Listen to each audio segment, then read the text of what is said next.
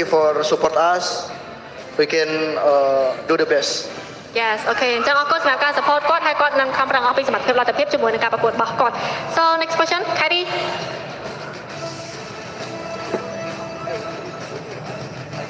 Any word to Onyx fan Thank you for supporting us, and I hope you continue supporting us until playoffs. អូខេអរគុណសម្រាប់ការ support របស់អ្នកទាំងអស់គ្នាហើយក៏សង្ឃឹមថាអ្នកទាំងអស់គ្នានៅតែបន្តគាំទ្រគាត់រហូតដល់ bet play off អូខេសុំសម្លេង Ho I Onyx មួយមក Okay so now it's done for the interview so let's pass the floor to the caster Thank you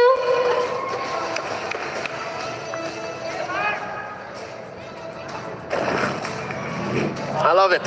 Confirmed. Cambodia loves Onyx. And they're not even Cambodian. Not one of them. No. Not one of them. Not a single person. And that's the beauty of it. I have seen, did you know that behind some of these chairs are pictures of Keyboy as well as Coach Eb on some of them? It's pretty crazy how much they love this team. Oh man, I love the Cambodian crowd so much. That really gave me goosebumps. I still can't stop thinking about it. When Onyx won, I was loud, but they were louder. What the heck? I've never seen a Secret Lab shake that much in my life. All right. Last time I felt Secret Lab chairs shaking was when Blacklist played in the playoffs. They're coming up next later on tonight, but let's reel it back.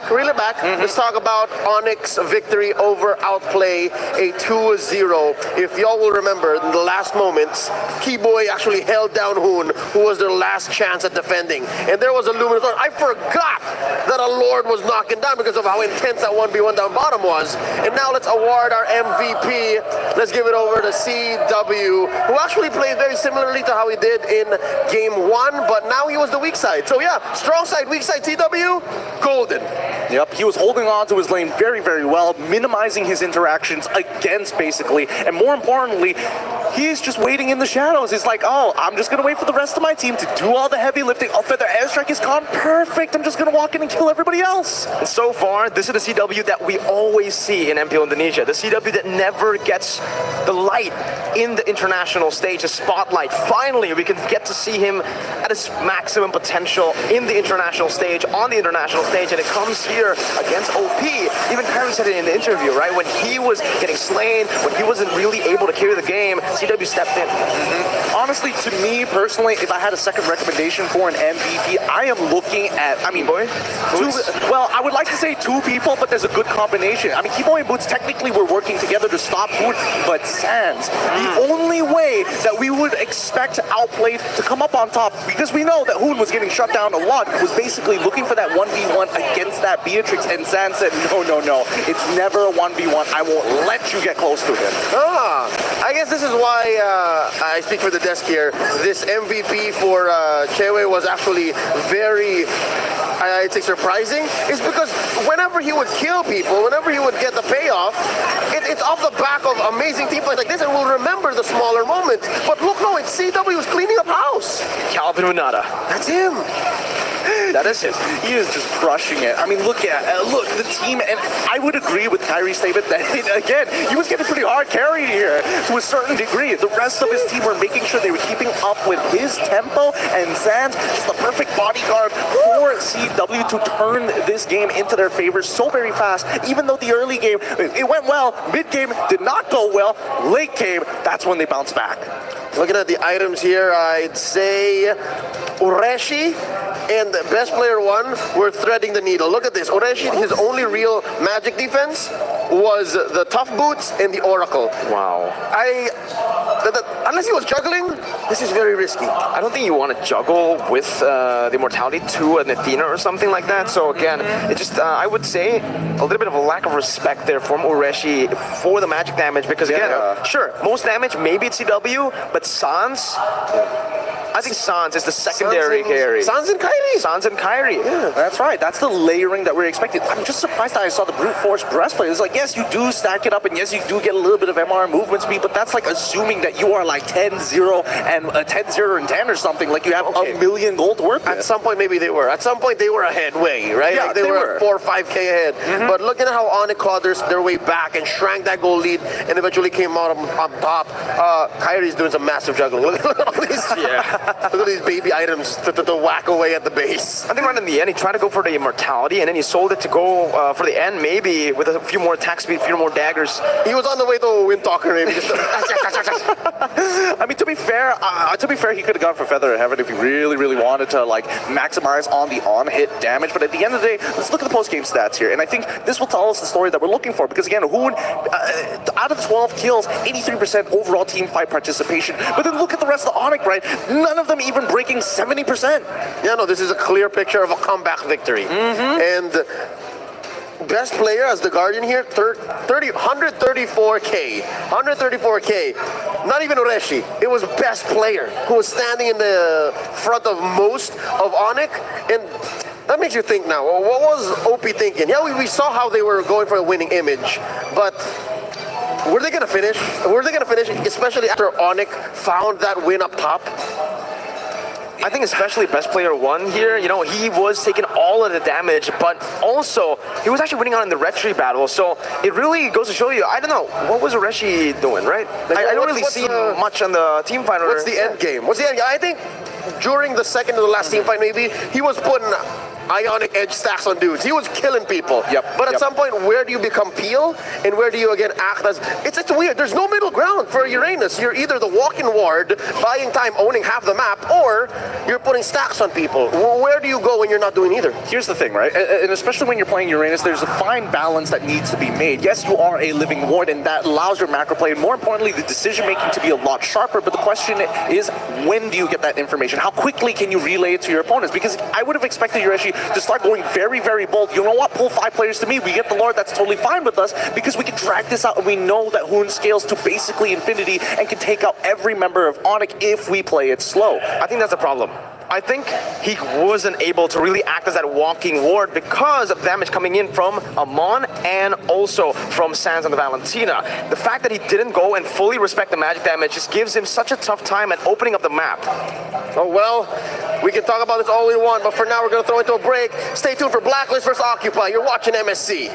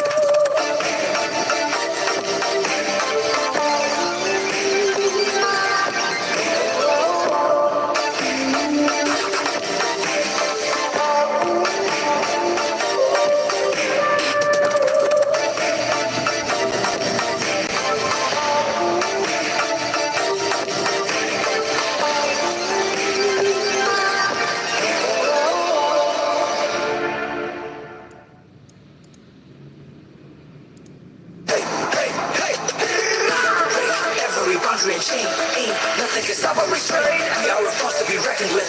Destiny kingdom and match. Shining like Atlas, winning is madness. Count us to practice, status is matchless. We are the heroes here to slay. Never back down, under restraint.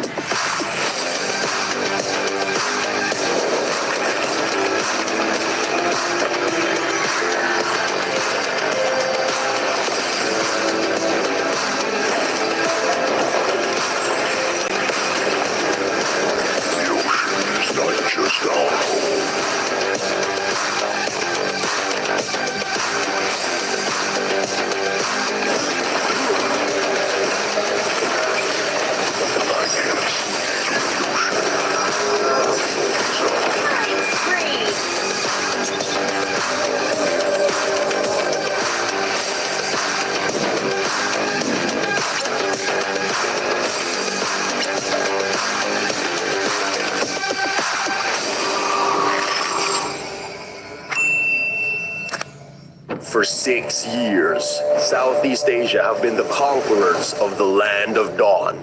But now, new competitors have arisen, hungry to vanquish C's dominance. 12 teams will come to battle. Only one can be champion. In this MSC, the 12 qualified teams compete in 2 stages. First, the group stage, and then the knockout stage. The group stage starts with a draw.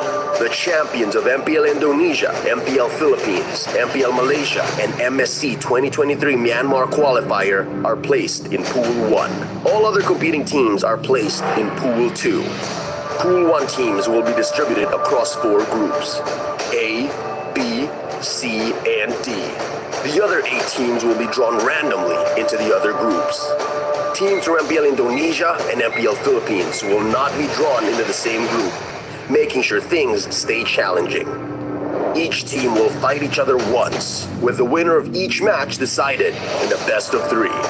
Only the top 2 teams of each group will advance to the knockout stages. As for the knockout stage format, it will be a single elimination bracket, with each team fighting in a best of 5 series. Teams from the same group won't be drawn into the same knockout matchup.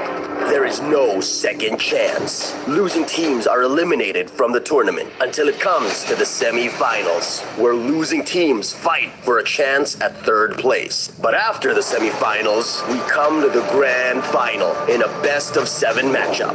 The knockout stages will take place over 4 days, from June 15th to 18th. No matter which side you stand for, let your voices roar and carry your team as they fight for honor, glory, and victory. Witness history in the making as we see the world this MSC in Cambodia.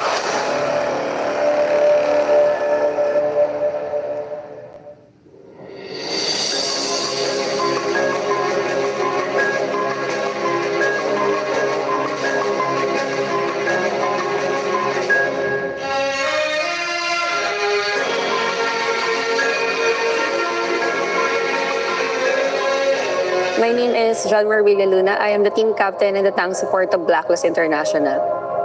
My favorite Mlbb hero would be Estes. And I think alam naman na ng karamihan yun. And favorite ko siya kasi ever since talaga na naging into gaming ako, sobrang hilig ko na talaga yung mga support heroes, yung mga utility heroes. And parang sobrang fit kasi siya talaga sa playstyle na meron ako. Yeah, of course, kung hindi iba ba ng kalaban. Siguro kung magkakaroon ako ng superpowers, yung katulad na lang din siguro ng favorite hero ko na si Estes. Para ma-heal ko lahat ng mga broken-hearted. My real-life hero would be my mother. Kasi ever since na bata pa lang ako, grabe na talaga yung mga sakripisyo niya para supportahan ako. Hindi lang ako actually, kundi yung buong pamilya ko. Talagang ginagawa niya lahat para mabigay yung mga pangangailangan namin pang araw-araw. And actually, kaya sobrang inspired din ako gawin yung mga na-achieve ko ngayon dahil talaga sa kanya. Kasi marami siyang value na naituro sa akin na ayun yung ina-apply ko ngayon. Biggest rival in MSC? For me, pili ko lahat naman biggest rival kasi this is Battle of Champions Kumbaga Battle of the Best. Pero kung merong isang team siguro, it would be Echo. Kasi ilang beses na kami nilang dinurog So parang magandang mabawian sila sa Grand Finals. And siguro para magawa namin yun, kailangan talaga namin hindi lang basta doblehan, kundi triplehan yung ginagawa namin pagpa-practice. Kaya sila lang sumusuporta sa Blacklist International, sa Blacklist Asia, sa viewers pa. Maraming salamat sa walang sawang suporta nyo. And sana patuloy nyo pa rin kami suportahan yan kahit anong mangyari. And maraming salamat.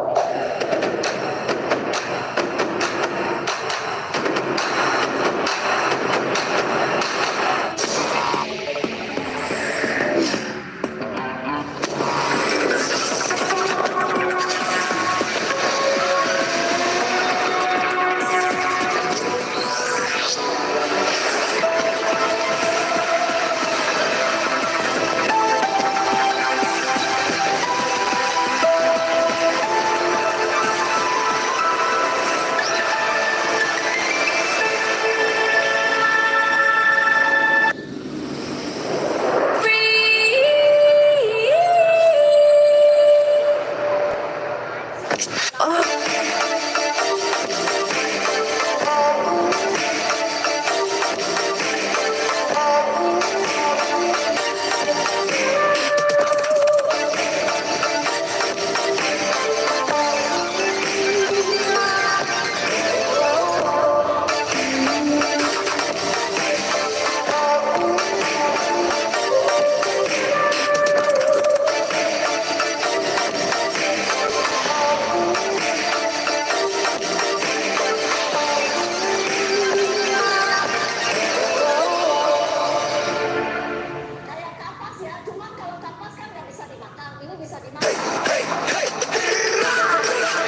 boundary and chain, ain't nothing can stop or restrain. We are a force to be reckoned with. Destiny, kingdom, and reign. Battle like Atlas, winning is madness. Count us to practice, that is his matchless. We are the heroes, here to slay. Never back down, never restrain.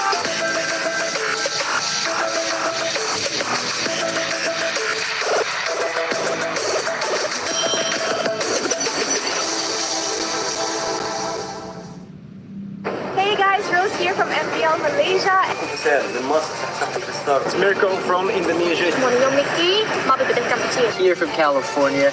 It's North America's favorite caster here. الله تعالى وبركاته. معكم ملعب من المغرب. أحباء المشاهدين معكم يكتب من العراق. Santiago from IGSG. คอยซื้อเอจิมาจากประเทศลาว Sky TV from Echo Philippines. I'm Yawi from Echo Philippines. I am Raime from Pine Expo. I am from Myanmar. I'm Chma, one of the junglers in Cambodia. السلام عليكم ورحمة الله وبركاته. جمهور موبايل ليجند الكريم منورين. أحلى عيلة وأحلى جمهور في الدنيا. And I just want to tell you guys all to get hype and to get excited for MSC 2023. All the underdogs are coming from across the world to go and compete against the pros, against the favorites. Cho nên đó là cái cuộc đấu tranh đó là trong ngày TikTok, hay mình cũng nói là ngày TikTok. With that being said, hashtag see the world and hashtag roar for MSC. Roar for NSC. Dan foto dah buat betul-betul and langgar semua betul-betul. Alright. Hashtag roar for MSC. Hashtag see the world. وسموه عادي جميل. Roar for MSC and see the world. Hashtag War for MSC. Hashtag See the World. GGRG. Roar for MSC and see the world. And Shark, I know you're hungry for first place. Outplay them, outclass them, outstyle them. Let's go get them, boys. Türkiye şampiyonasını güzel bir şekilde kazandık. Umarım MSC'de güzel şeyler yapacağız. See the world, roll for MSC. Don't forget to watch us in MSC. I hope you support us on MSC. See the world and roar for MSC. It's time to roar for MSC and hashtag see the world.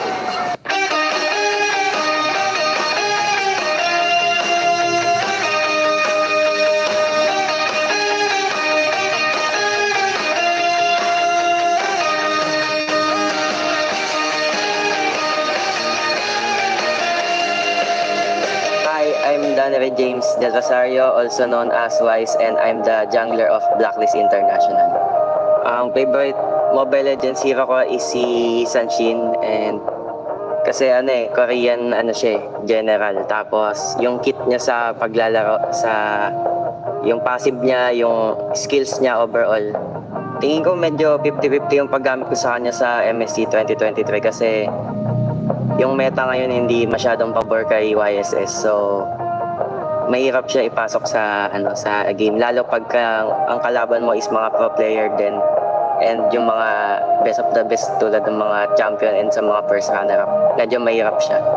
Ang qualities ng mga hero is inuuna yung iba kaysa sa sarili nila, and yun yung mga hindi sila selfish pagka hero ka, talagang uunahin mo talaga yung mas ikakabuti ng iba kaysa sa sarili mo.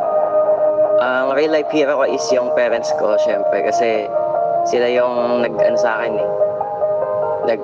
nagsilang, and simula doon sa pagkabata ko, sila na yung kung ano ako ngayon, sila yung dahilan nun kung ba't ako tumagal sa mundo.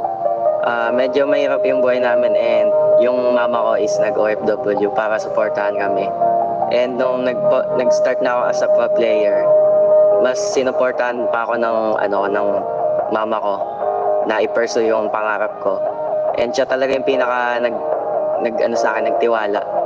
Nung wala pa sumusuporta sa akin, siya talaga yung andyan, number 1 supporter ko. So sa kanya ko talaga nakuha yung motivation na i-push tong pangarap. Hanggang sa ngayon na successful na ako na pro player. Si mama talaga hindi siya mahilig manood sa on-site kasi inaatake daw siya sa puso eh. Pero nung nanood siya, malaking bagay yun kasi malaking tournament na kasi yung nasalihan ko nun, which is MPL na. And madaming tao sumusuporta na. Nakakatuwa lang na nakita ng magulang ko kung ano yung ni-risk ko yun. And nagtagumpay talaga ako dun sa pinurse ako na pangarap ko, which is paglalaro nga ng Mobile Legends. Nakakatuwa lang na nakita niya yung kung gano'ng kalaking community na yung ML dito sa Pilipinas. Sa mama ko, thank you sa pagsuporta sa akin. Tulad nga ng sabi ko, ikaw ang pinakadahilan kung ba't nandito ako ngayon kasi ikaw ang unang nagtiwala sa akin. Ang biggest rival ko talaga this coming MSC is Echo talaga kasi sila yung champion this MPL Season 11. And 2 beses na nila kami tinatalo sa Grand Finals. Pero lahat naman, tinitingin ko as rival sa MSC kasi yung makakasali sa MSC is champion din ng mga region nila. Pero tignan natin kung this time makakabawi kami ngayon sa Echo.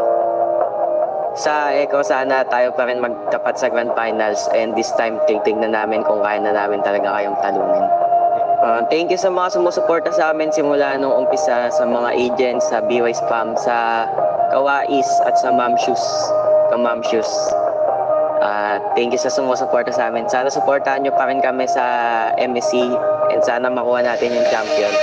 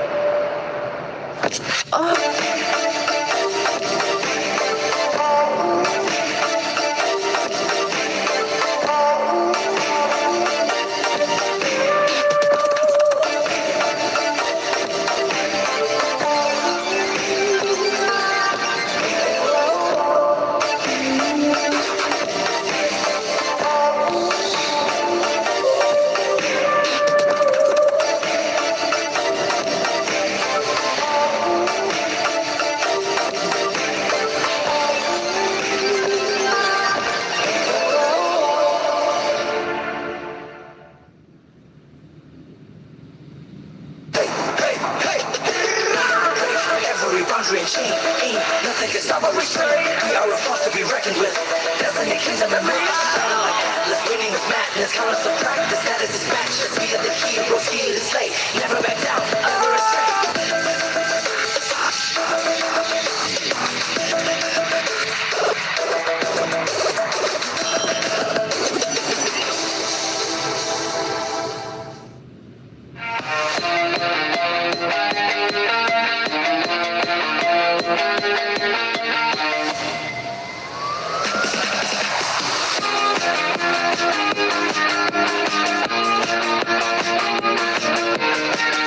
My name is Leo Gonzalez, also known as Owl, gold laner of Blacklist International. Favorite hero ko si Clad kasi kaya niyang maging independent sa lane tsaka kaya niyang ubusin yung kalaban kahit siya lang mag-isa. Tapos secret pa akong gagawin yung team ko sa MSC. Tapos pinagkaiba niya sa ibang hero, kaya niyang mag-survive sa mga gank ng kalaban. Kaya niyang pumunta ng mid ng ilang seconds lang, tapos babalik ulit ng bot. Sobrang bilis niya rin mag-clear ng wave. Gusto kong maging superpower 6, mag-produce ng pera para may pang-top up ako. Para sa akin, natawag ang isang tao bilang hero pag nakaka-inspire siya ng mga tao.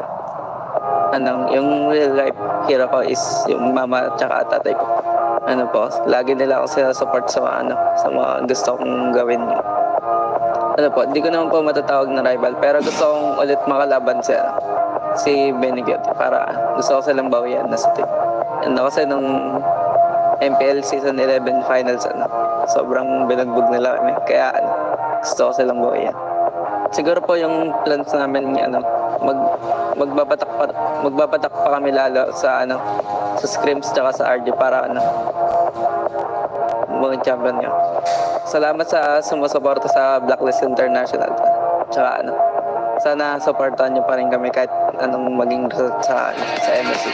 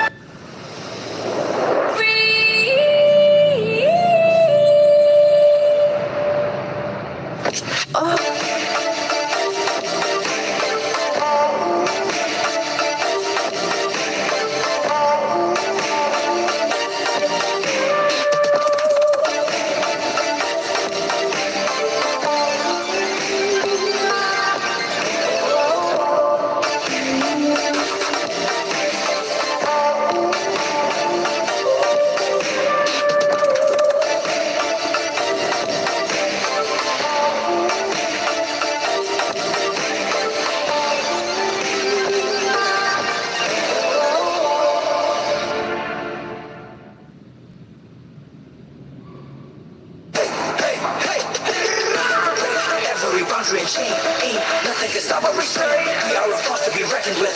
Destiny kings of the maze. Shining like Atlas, winning with madness. Count us to practice, that is his matchless. We are the heroes here to slay. Never back down, under restraint.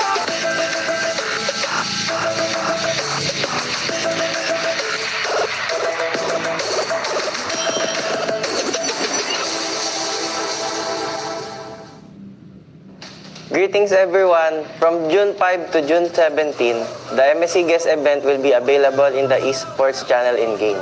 Just log into the game and cheer for your team. Once you've made a guess correctly, you will gain a lot of MSC coins as a rewards. You can use the MSC coins to redeem a brand new Atlas Rune Sentinel epic skin, a MSC exclusive avatar border, emotes, and past MPL skins like Jawhead, Space Explorer, and Claude Earth's Mightiest. Don't wait, join the event now. How are the matches, everyone? From the 5th to 10th of June, the MSC Guest event will be in full swing in-game. Join the event and you can make your guesses on who will emerge the victorious as champion team. If your guess is correct, you will be handsomely rewarded with 1,000 MSC coins. You can exchange the coins for the brand new Epic Atlas skin, Rune Sentinel. A 2023 MSC exclusive avatar border, emotes, and past MPL skins like Jawhead, Space Explorer, and Claude Earth's Mightiest. More rewards are waiting for you. Don't hesitate. Don't hesitate. It's time to get them. That's right, everyone. From June 17 to June 18, as long as you log into the game, you can claim MSC Banner of Morale and the corresponding MSC coin reward. Use the coins you have to redeem brand new epic skin Atlas Rune Sentinel, a 2023 MSC exclusive avatar border, emotes, and past MPL skins like Jawhead, Space Explorer, and Claude Earth Mightiest. There will be other rich rewards waiting for you to claim. So what are you waiting for? Join the MSC Carnival and enjoy the event now. Join the MSC Carnival and enjoy the event now.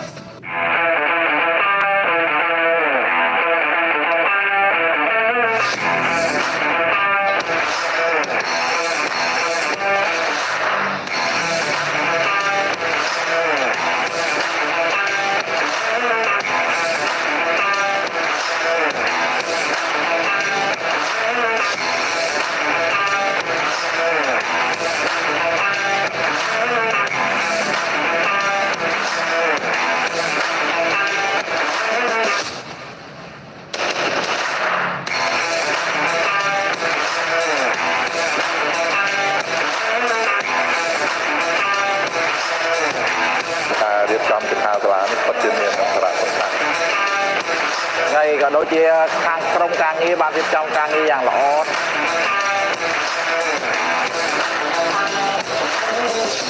នៅពីមុនក៏ខ្ញុំអត់សូវច្បាស់ដែរតែដល់ពេលគាត់និយាយថាបើយើងចង់ខ្លាចជា personal player យើងត្រូវ set target មិនអីមិនមានអាជីពជាច្រើនដែលយើងអាចធ្វើការទៅជាមួយ e-sport ហ្នឹងខ្ញុំចាក់អារម្មណ៍លើ content creator បងចូលចិត្តខាង create video ខាងកាត់តអញ្ចឹងបងលឺស្រីដែរតែលេង game អញ្ចឹងយ៉ាប៉ាម៉ាក៏អត់សូវ support មកទេប៉ុន្តែបើយើងមានគោលដៅច្បាស់លាស់ហើយយើងប្រាប់ប៉ាម៉ាយើងពួកគាត់នឹងអាចផ្ដល់កម្លាំងចិត្តឲ្យយើងអាចទៅមុខបានខ្ញុំបាន inspire ខ្លាំងតាក់ទងមួយចំណេះដឹងកីឡាអេឡិចត្រូនិកខ្មែរយើងនឹងអភិវឌ្ឍច្រើនជាងហ្នឹងនឹងមានអ្នកជាច្រើនទៀតដែលគាត់បានស្គាល់ប្រទេសទៀតបង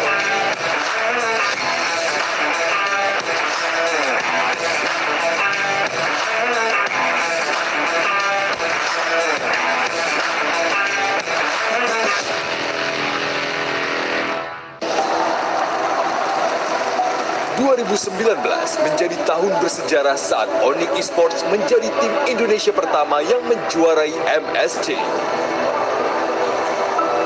Tangguh, itulah satu kata yang tepat untuk menggambarkan Onyx Esports. Pada MPL Indonesia Season 11 babak playoff, Onyx tak terkalahkan satu game pun. Secara 2 tahun beruntun, MPLI menjadi panggungnya Onyx Esports dengan mengalahkan Blacklist Internasional di 2021 dan Geekfam di 2022. Menemani Onyx Esports, EVOS Legends mendapatkan julukan The King of Comeback pada MPL Indonesia Season 11. Sang Harimau Biru telah menjadi tim Indonesia dan dunia pertama yang menjuarai M-Series. Mereka juga membawa nama Indonesia melambung tinggi di IESF 2022 dengan mengalahkan Filipina. Catatan sejarah telah diraih kedua tim Indonesia. Dan kini, Onyx Esports bersama EVOS Legends siap untuk bertarung untuk mengukir sejarah baru di panggung internasional MSC 2023.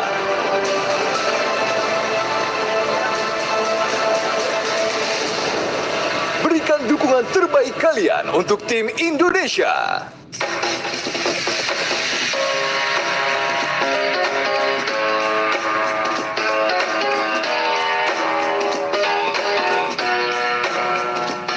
Hey man, you here for the Outplay beat? Yes I am. How you doing? Alright, nice to meet you. How you been? Man, so I've been actually watching their YouTube channel for a long time now, so okay, what we here for?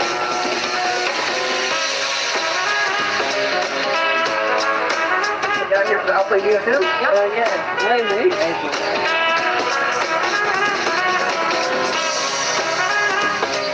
What's up? Who's the biggest Outplay fan right here? Yes.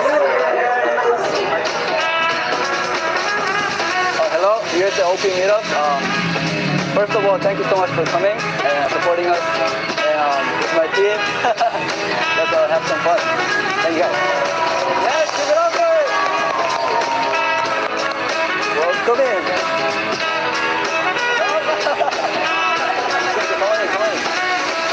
So I've been following, the main reason is Hoon.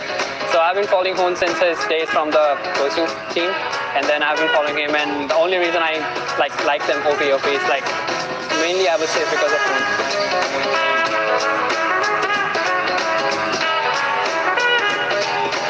My favorite is probably Hoon because he's more active and it seems like he's on live more than the other players.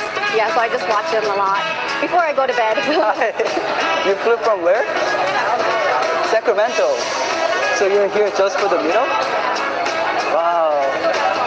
Yeah, but thanks for coming, and then we got a little gift for you.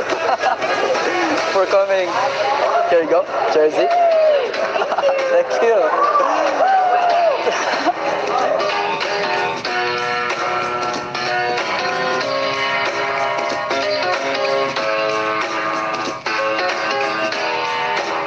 I just found out that there's a first person in line. Daryl? Oh, right there. Here's your hoodie for it. Sir.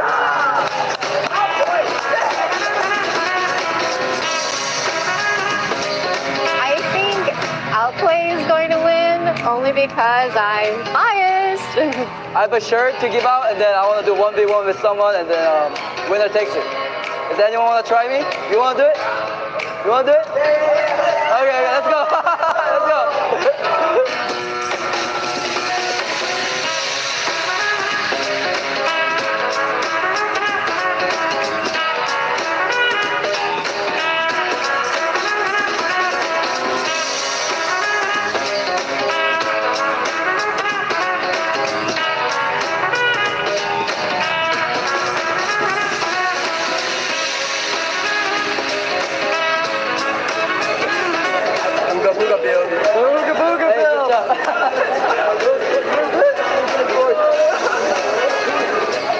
My favorite OP moment up till now is how they displayed such a dominant performance through the regular season as well as the playoffs. Everything they did that got them right here.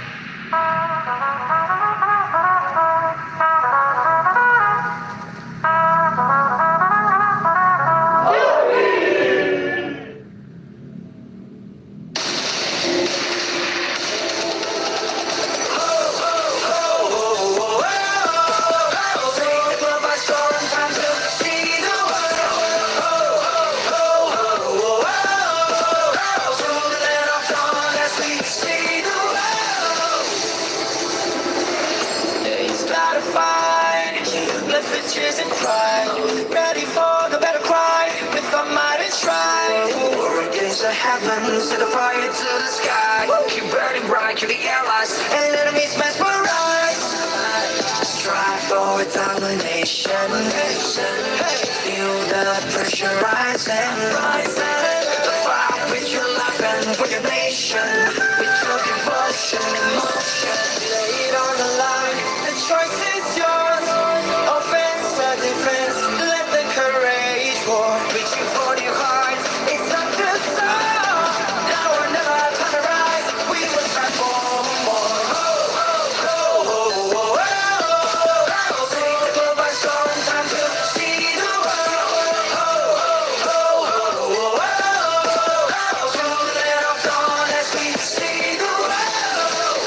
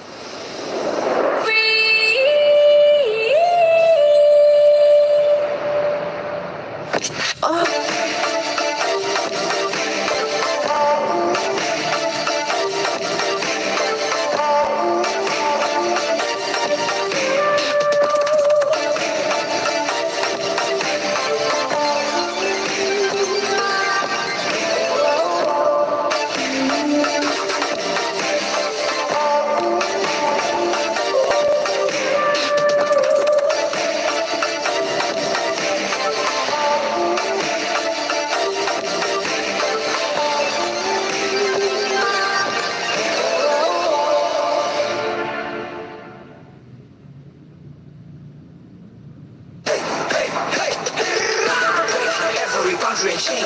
Ain't nothing can stop or restrain. We are a force to be reckoned with. Destiny, kingdom, and reign. Battle like Atlas, waiting with madness. How us to practice, that is his matchless. We are the heroes, here to slay. Never back down, under restraint.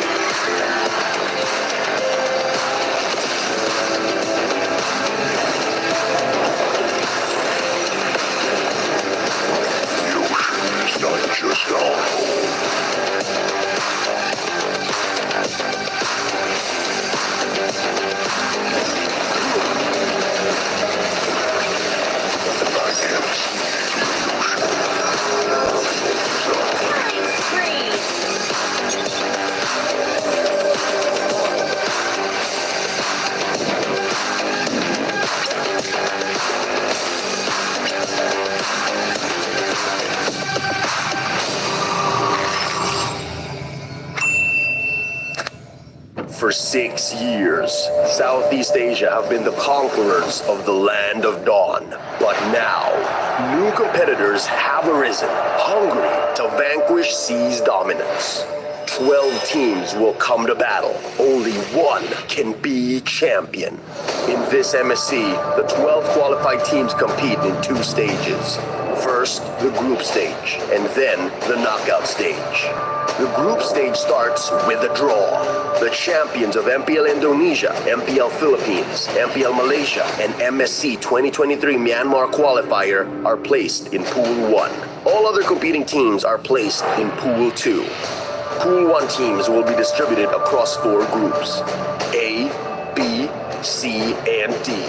The other 8 teams will be drawn randomly into the other groups. Teams from MPL Indonesia and MPL Philippines will not be drawn into the same group, making sure things stay challenging. Each team will fight each other once, with the winner of each match decided in a best of 3. Only the top 2 teams of each group will advance to the knockout stages. As for the knockout stage format, it will be a single elimination bracket, with each team fighting in a best of 5 series. Teams from the same group won't be drawn into the same knockout matchup. There is no second chance. Losing teams are eliminated from the tournament until it comes to the semi-finals, where losing teams fight for a chance at 3rd place. But after the semi-finals, we come to the grand final in a best of 7 matchup. The knockout stages will take place over 4 days, from June 15th to 18th. No matter which side you stand for, let your voices roar and carry your team as they fight for honor, glory, and victory. Witness history in the making as we see the world this MSC in Cambodia.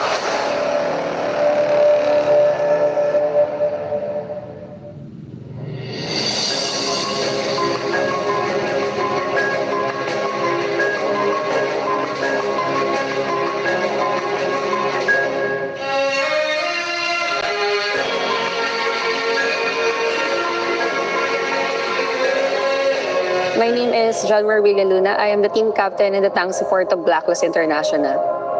My favorite Mlbb hero would be Estes. And I think alam naman na ng karamihan yun. And favorite ko siya kasi ever since talaga na naging into gaming ako, sobrang hilig ko na talaga yung mga support heroes, yung mga utility heroes. And parang sobrang fit kasi siya talaga sa playstyle na meron ako. Yeah, of course, kung hindi iba ba ng kalaban. Siguro kung magkakaroon ako ng superpowers, yung katulad na lang din siguro ng favorite hero ko na si Estes para ma-heal ko lahat ng mga broken-hearted. My real-life hero would be my mother kasi ever since na bata pa lang ako, grabe na talaga yung mga sakripisyo niya para supportahan ako. Hindi lang ako actually, kundi yung buong pamilya ko. Talagang ginagawa niya lahat para mabigay yung mga pangangailangan namin pang araw-araw. And actually, kaya sobrang inspired din ako gawin yung mga na-achieve ko ngayon dahil talaga sa kanya. Kasi marami siyang value na naituro sa akin na ayun yung ina-apply ko ngayon. Biggest rival in MSC. For me, pili ko lahat naman biggest rival kasi this is Battle of Champions Kumbaga Battle of the Best. Pero kung merong isang team siguro, it would be Echo. Kasi ilang beses na kami nilang dinurog So parang magandang mabawian sila sa Grand Finals. And siguro para magawa namin yun, kailangan talaga namin hindi lang basta doblehan, kundi triplehan yung ginagawa namin pagpa-practice. Yes, sila na sumusuporta sa Blacklist International, sa Blacklist Asia, sa viewers pa. Maraming salamat sa walang sawang suporta nyo. And sana patuloy nyo pa rin kami suportahan yan kahit anong mangyari. And maraming salamat.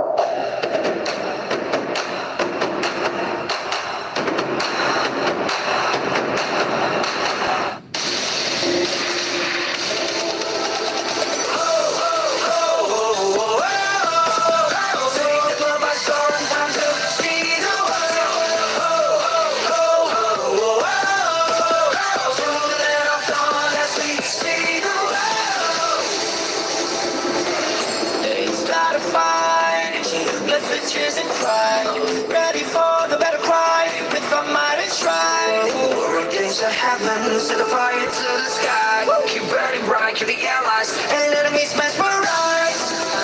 Strive for domination.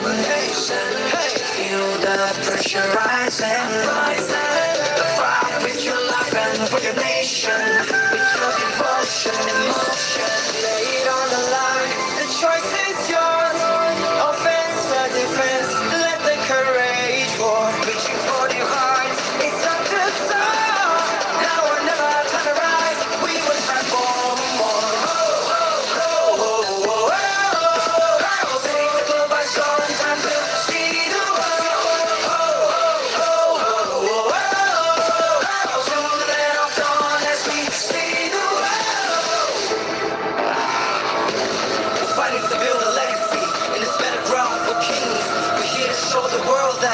Chosen one that brings the heat, the passion, the heart, the soul, and the fury. Show it all, let the world see.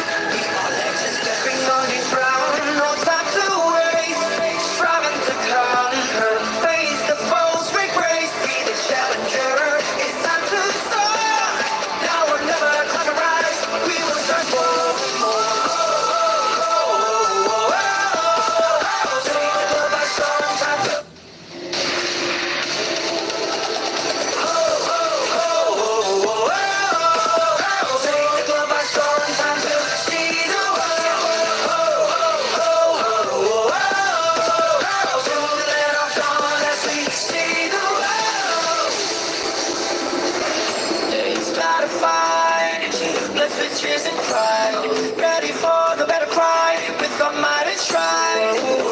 Heaven, set the fire to the sky. Keep burning bright, keep the allies and enemies mesmerized.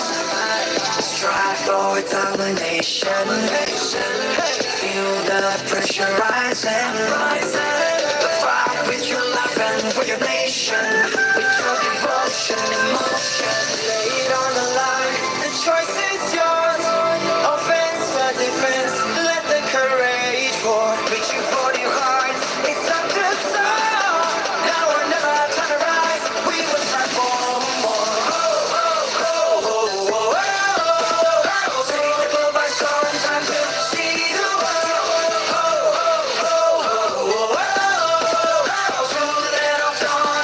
See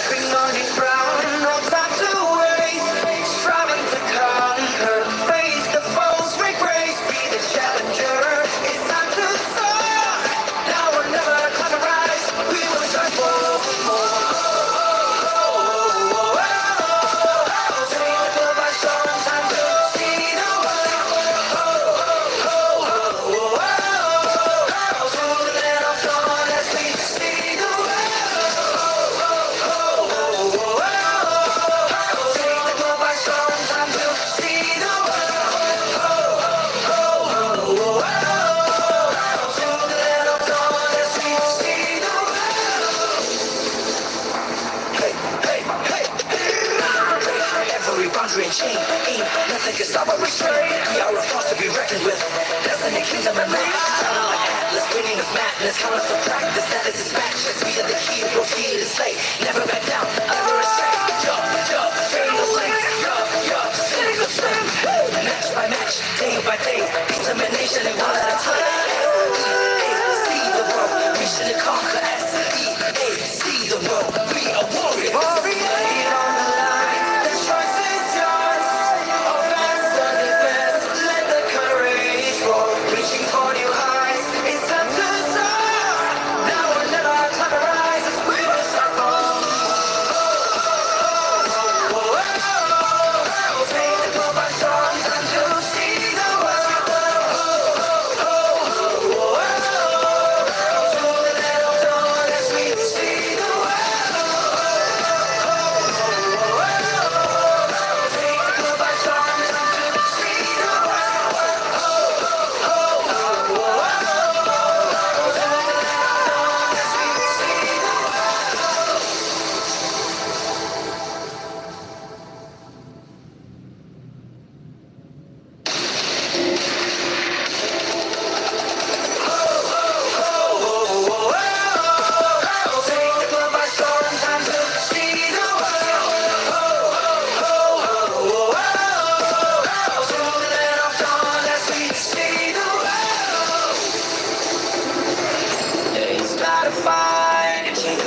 Cheers and cry, ready for the battle cry, with our might and stride. War against the heavens, set the fire to the sky. Keep burning bright, kill the allies, and enemies mesmerize.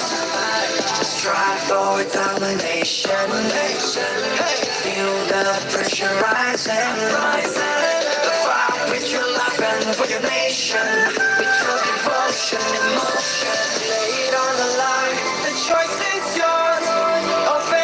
Defense, let the courage roar. Reaching for new heights, it's time to soar. Now or never, time to rise. We will strive for more.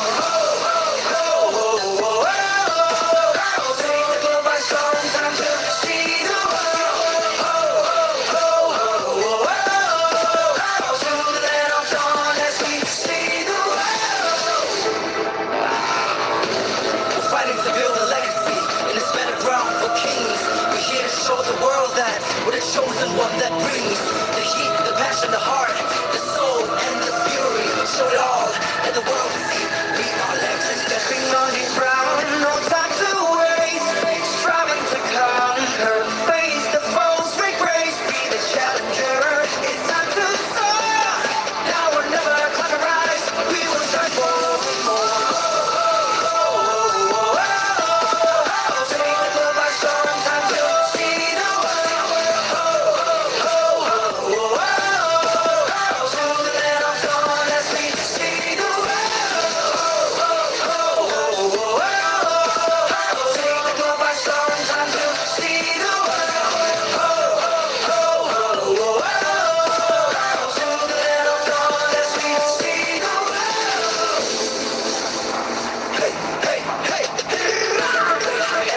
And chain, ain't nothing can stop or restrain. We are a force to be reckoned with. Destiny, kingdom, and reign. Battle like Atlas, winning of madness. Count us to practice, that is his matchless. We are the heroes here to slay. Never back down, ever astray. Jump, jump, fatal length. Yup, sing the same. Match by match, day by day. Determination and one at a time. See the world, mission to conquer. See the world, be a warrior. Warrior on the line, the choice is yours. Offense or defense, let the courage roar. Reaching for new heights, it's time to soar. Now or never, time to rise. We will strive for. Take the globe by storm, time to see the world.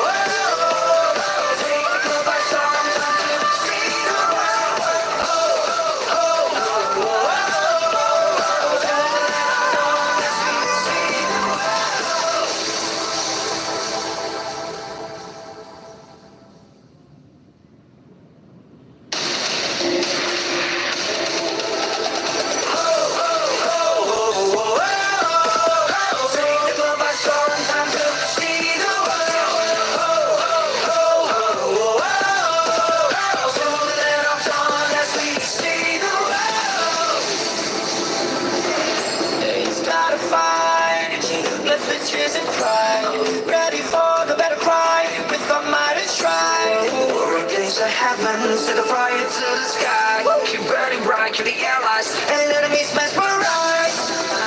Strive for domination. Feel the pressure rising. Fight with your life and for your nation. With your devotion and motion. Lay it on the line. The choice is yours. Offense or defense. Let the courage pour. Reaching for your heart. It's a good song. Now or never, time to rise. We will strive for more. Take the world by storm. Time to see the world. Through the land of dawn as we see the world. Fighting to build a legacy in this battleground for kings. We're here to show the world that we're the chosen one that brings the heat, the passion, the heart, the soul, and the fury. Show it all, let the world see we are legends. Stepping on your crown, no time to waste. Striving to conquer, face the foes, we grace. Be the challenger, it's time to soar. Now or never, time to rise. We will strive for more.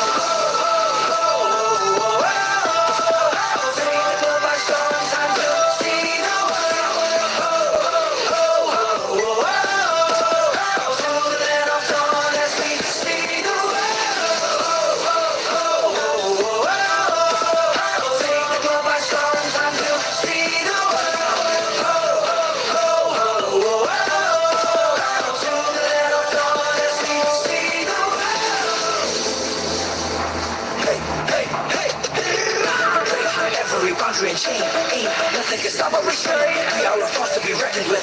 Destiny kingdom and made. Battle like Atlas, winning is madness. Count us to practice, that is his matches. We are the heroes here to slay. Never back down, never restrained. Jump, fade away.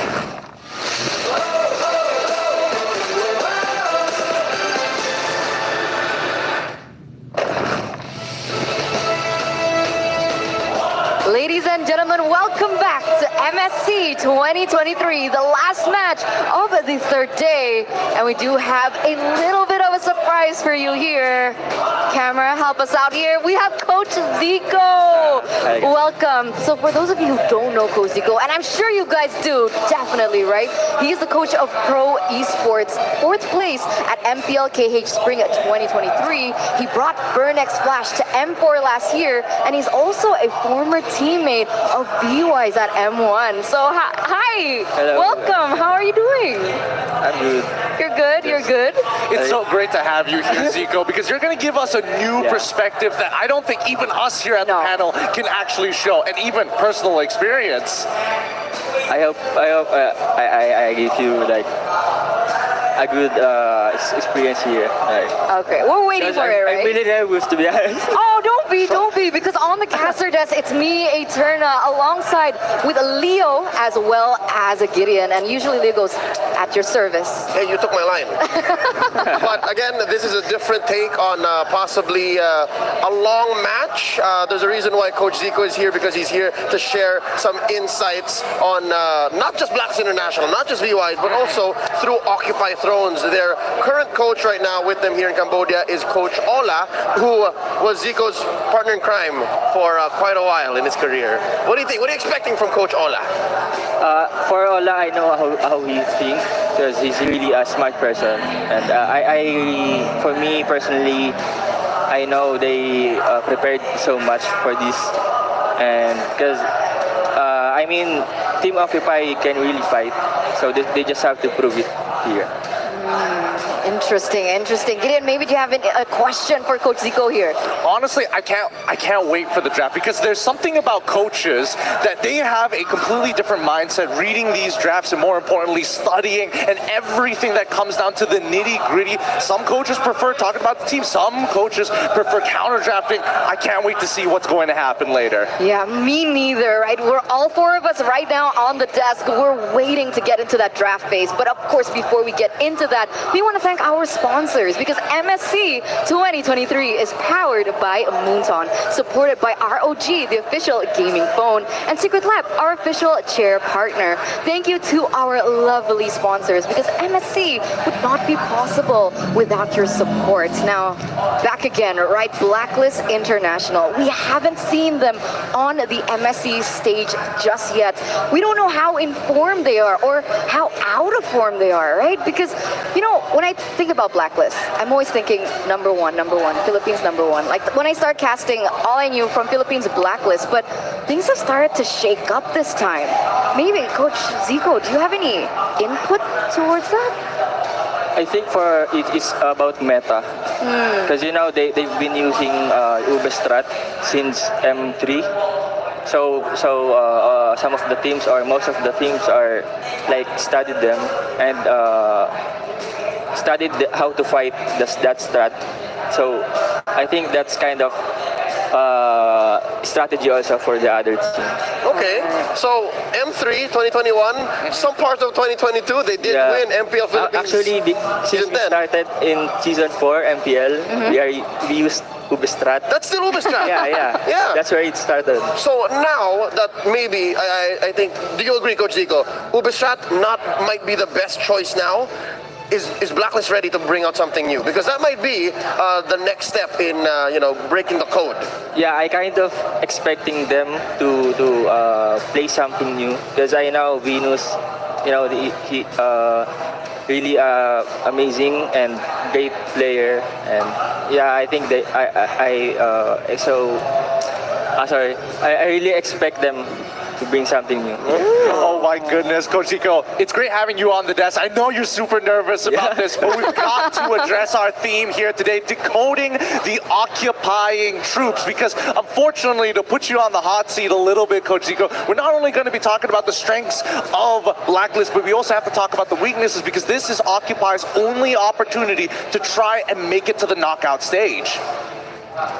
So yes, for our team Occupy's last match, they used Mino, right? So Mino. Yeah. So I think for me, if they play it against Blacklist, it will work, because Blacklist, if team Occupy Bandigi, they use Mino, and let Blacklist use Estes. You know, they go Ube. Oh. And then that's just perfect for me. See, this is what I'm talking about. Coaches have a way with words, so simple, making it as if it's just fact, not even close to fiction. Okay, you know what makes this more special? Coming from Zico himself. Throw back to about 4 or 5 years ago, 2018, 2019. He was a Minotaur guy, right? You could exchange the word Zico for Mino, and it would make sense. People would know. So, how do you feel about that metagame? It's a metagame wherein if you were a player once more. Do you like that? Specifically talking about Blacklist, because again, Mino is hot now. Is it good for Blacklist or bad? Yeah, I think for them it's good, because I play with them, so they know how it works. Especially for Venus, because we play together in the mid lane. So that could be key for them to add more to all of the awards on screen right now. I mean, it's either they can use it or it can be used against them. Oh no. Oh, there you go, right? That's the small sliver of opportunity here for Occupy.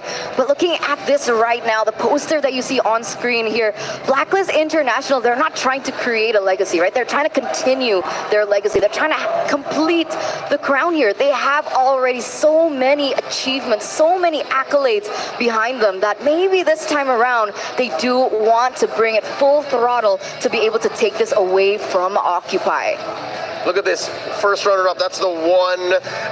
It's not a bad thing, right, to be a grand finalist at MSC, but this is that one thing that Blacklist doesn't have. That's the thing, it just shows that even across the world, having all the titles, local title and 2 international titles, are so difficult to get. They're even gold medalists. It feels like a little unfortunate that this is the only tournament that they have not conquered just yet. Yeah, it was really close though, right? It was really close the last time that they were there. They came super close, but they fell to execration in the grand finals. And, you know, talking about Blacklist International, it does not shy away from the queen herself, Venus. So we're gonna see exactly what she feels about this next upcoming match. The top 5 teams. Number 1, I would say it's Echo, because we've pieced them so many times, and I can say that they are really good. Number 2 would be Onyx Indonesia, because they dominated the MPL Indonesia. Number 3 would be, I think, Todak or EVOS Legends. So they are number 3 and 4. Number 5 would be, I don't know, maybe the other teams from non-MPL teams. We are number 6. Whoa. That is very different to interviews that we have seen before here, Coach Zico. Usually when we see an interview like that, players usually put their own rank, either team or themselves, in either at least top 3. But here, Blacklist, V, they put themselves at 6th place. It's tough. It's tough to imagine. Maybe because the meta has shifted so much, potentially. That could be why. Is this what you expect from V? Is that how V would answer back when you were teammates in 2019? For me, yeah. Oh. The Queen hasn't changed. Still so very humble, and I want to see that also onto the stage. So let's welcome both of these teams onto the stage. First up, to officiate the first series between Occupy and Blacklist, it's a best of 3. We have our officials. It's Riff, Shadow, Jot, and Alex, making sure that we have esports integrity, fair play, and of course addressing all of our players' technical needs. Making their way on stage. This is their first match in MSC 2023. The M3 World Champions, the Code Breakers. It's Blacklist International. M Series, C Games, MPLPH, they have it all. But what will it take for them to complete their MSC title? Representing the rising MENA region, can the Egyptian powerhouse bounce back and claim victory? Here comes Team Occupy! Lost to Todak. Will they come back this time? They proved that they have the fundamentals, but they will need to show a lot more than to overcome the agents. Definitely. All things on deck right now for both of these teams. But of course, it all starts with the coaches. We have Coach Master the Basics and Dexstar from Blacklist, and Coach Online, of course, our head marshal on stage. Oh, look how close they are. They're already getting chummy with each other, but they're about to battle it here on the main stage. This is to make it to knockouts. This is the very first time we're going to see Blacklist here on the main stage as well. But Occupy, it's all or nothing. Truly is all or nothing. They have one more chance to be able to continue their tournament lives. But here we go, ladies and gentlemen, the official team lineup of Blacklist. Owl, Wise, Edward, Yue, as well as Oh My Venus. Zico, what can you say about the young blood in Blacklist International? You know Oh My Venus, you know Wise, you've seen a lot of Edward. What about Yue and Owl? For Yue and Owl, I think they can play because they are, for Owl, he proved it in SEA Games, right? So I think he can play. And for Yue, it's his rookie season in FPL, and I think they can guide him all the way, and as we seen it in MPLPH, and I think he will play better. He's very strong for a rookie. For real. He is very strong as a rookie, and honestly, one of the few players I'm particularly keeping my eyes on overall as a performer. As mentioned, I'm hoping to see a little bit more out of Edward, because I do feel that sometimes Blacklist do him kind of dirty, putting him on the weak side of the map so consistently. We're thinking about their opponents here, Occupy Thrones, because as you can see, even in Cambodia, even in Phnom Penh, there's a lot of agents. What do you think that's going to do for the players of Occupy, Team Occupy, right? Like, it's so hard to be Maro, to be Smile, to be Alpha, to be Leo, to be Speedy right now, because all odds are against you. I don't know, do you not think that they're kind of accustomed to that? I mean, most of these players have already been on the international stage. So coming into this, what are your thoughts here, Coach Zico? For me, I think they can still feel pressure because you know it is still Blacklist. But as I see them play, they can really fight. They put up a good fight last time, so I think they can show us. You felt this way in Malaysia, in M1, right? Yeah. You were a team that nobody knew, and it was your first time on the world stage. What was it like for you? Let's say, put yourself in the shoes of Maro. You were a roamer, well, a roamer back then would be. I think I really felt pressure that time because you know, from our rookie season to world stage, like I don't know how to put it into words, but it's really overwhelming. Let me describe the scenario. I was there during M1 casting the games, and the stadium was huge. There was so much empty space. Literally the crowd in every single corner looking down on you guys, mainly because of the height and not because of disrespect. But I can understand it, right? It feels almost like palpable, like the air is thicker almost. And it's crazy. The audio blasting wasn't Filipino, wasn't English. So you don't know what people were saying. Yeah. And I'm thinking it's the same situation for Occupy here. Now looking at the talent predictions. Yeah, everything for Blacklist right now. Everything for the Asians as well. Gideon, Eternal Leo, even from the Cambodian casters, they also think that Blacklist is going to be able to get the series. So we're gonna ask Coach Zico here. What exactly is your prediction for this match? Occupy or Blacklist?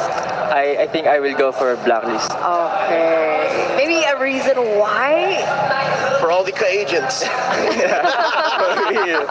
No, our co-agent. Okay. I mean, the numbers just spell Blacklist, right? Yeah. I mean, it's definitely going to seem very, very lopsided here, especially with the accolades, and also, especially since Occupy, the one time that we did get to see them was against Torak, and they're not the most orthodox team in the world in comparison to Blacklist, who again, we know them, they have a very signature style, something to expect for this match, right?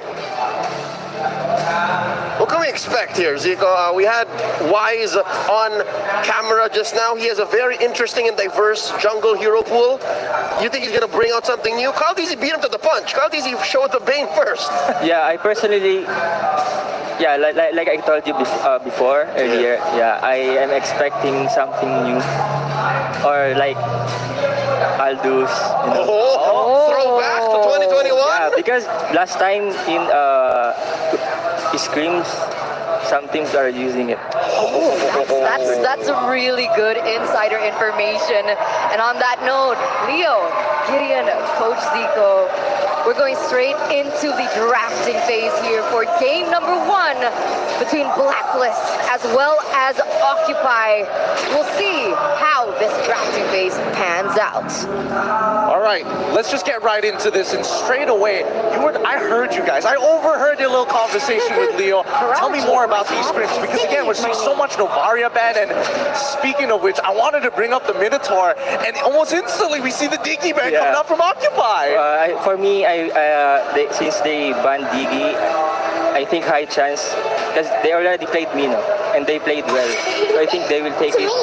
Your team is all that matters. Maybe in these 3 picks, but for the first pick, they still have Arlot.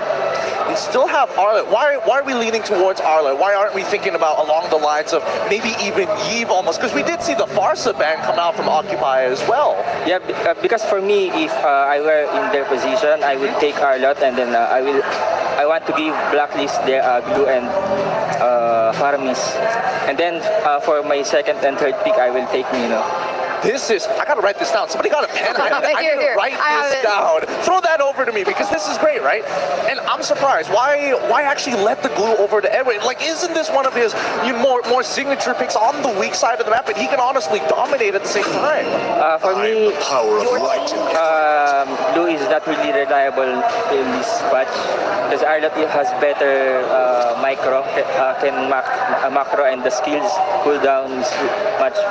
Can outplay, can sustain. I totally get you. Yeah, more to do there. So it looks like they're going to go for a Kaja first, and I think that throws the Mino out the window. Like no Mino. Yeah, no. I think they will take for Black. They will take Valentina.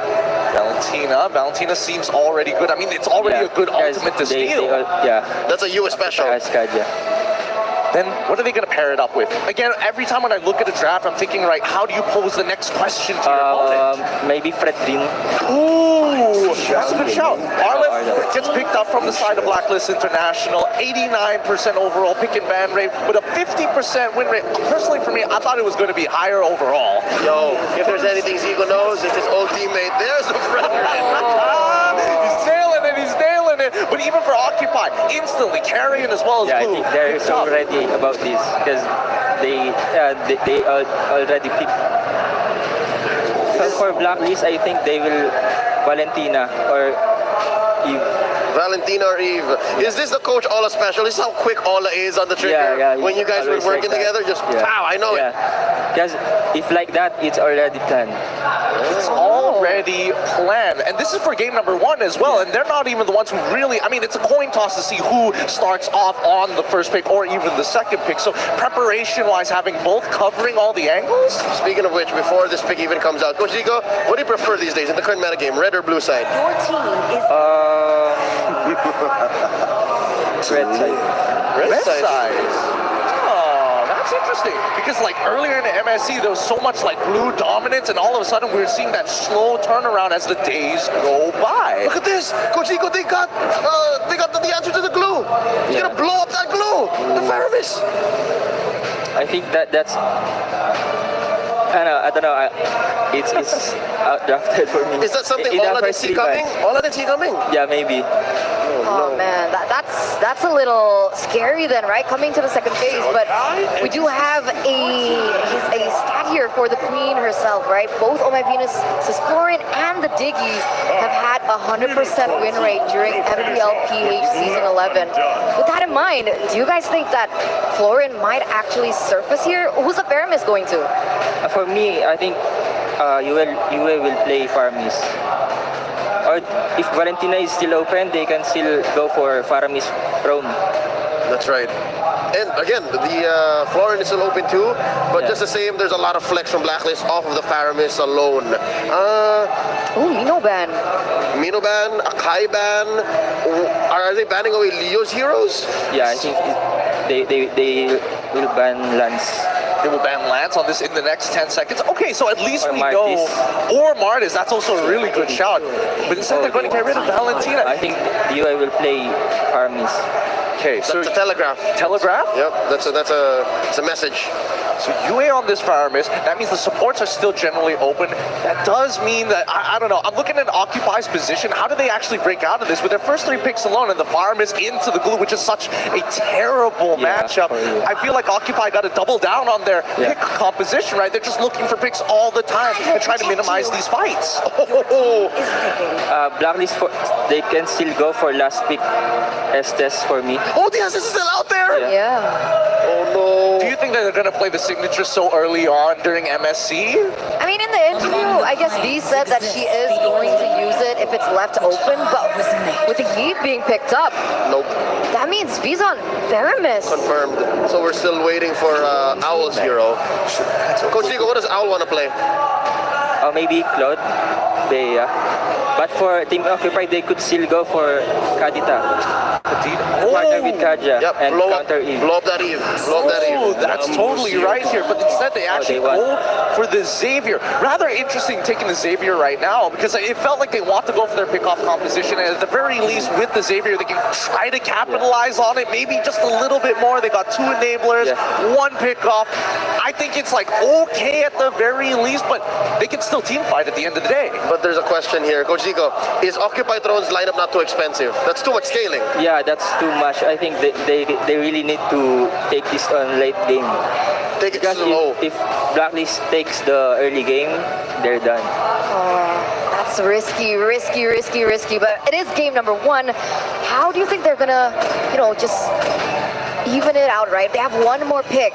He can Brody here even. Yeah. Just go faster. Right? Just speed up the early game as soon as possible. Don't even give it an opportunity. But they're going to go with the Beatrix. At the very least, we know that when we see a Yeet and as well as the Beatrix taking down tier 1s, not even an issue half the time. And with the amount of control that they have in that mid lane, it's looking good. It's looking good. It definitely could work, right? So, Coach Zico, before you go, which draft do you like better? I will go for Blacklist. Blacklist. All right, all right. Thank you so much, Coach Zico, for coming here, shedding some light to us on the caster desk. It's been wonderful perspective coming out from you. And hopefully we get to see you for game 2, right? I don't think Okay. Well, we'll miss you. We'll miss you. But it was fun. How was he going to desk more? I know, right? Producers, help us out here. Just when we were starting to get comfortable as well. Thank you so much, Coach Zico. I really appreciate having your insights here off the desk. But it's time. Soon we're going to be jumping into this game, and we're going to see both these teams battle it out, and especially for Occupy Thrones. This is Tournament Lives. It doesn't matter if they drop a single game. They need to win the series. All or nothing for both Occupy as well as Blacklist as we enter the Land of Dawn for game number 1. Checking out the rotations, it looks like it's a counter start. It's purple for King Wise, and of course orange here for Leo, the 7-foot-tall jungler from Occupy. The 7-foot-tall jungler? I feel like every single time you bring it up, he adds another foot to his height. I don't know what they feed him over there.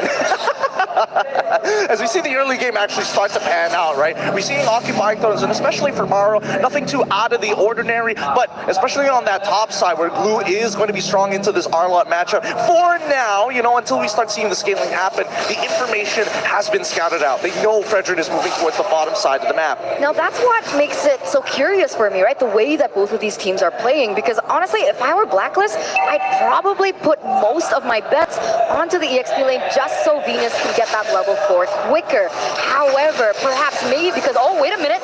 Here we go. Going on. Down bottom.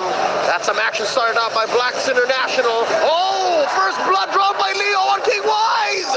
What just goes on here? I mean, they snagged him out again. Xavier, he's able to capitalize on these small situations. Even though he's not level 4 and he doesn't have that scaling to his name just yet, the follow-up is so very quick. The movement speed you get from his gates, especially when they are enhanced with a wider range, does 2 things at once. And here we were saying that it was Occupy who needed time. Yeah, very interesting, but here we go. Leo goes in again. Uh-oh. Look at that. Agent Zero. He's not going to recall. Interesting. Already turtle up. That was very close. That was very close. And look at them just really wreaking havoc here in the early game and the way that they're able to control this upper side of the map. Look at Alpha, look at Maro, the way that they're positioned. They're trying to zone you away as well as Venus, so Leo can get this uncontested. That's 4 men taking it. Clear victory here for Occupy Thrones. And they're going to oblige. Oh, my Venus here. Pulling over Leo. Spends that retribution, slowing down the Queen. They are deep in enemy territory. Look at Wise. Oh, Grand Theft Orange.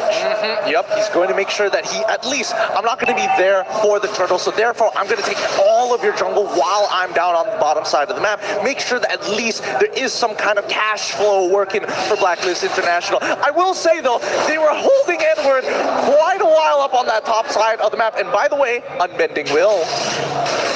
That is a bend wheel, but now look at mid lane. RWM by Yue, but it's not going to be enough to save. Oh, my Venus.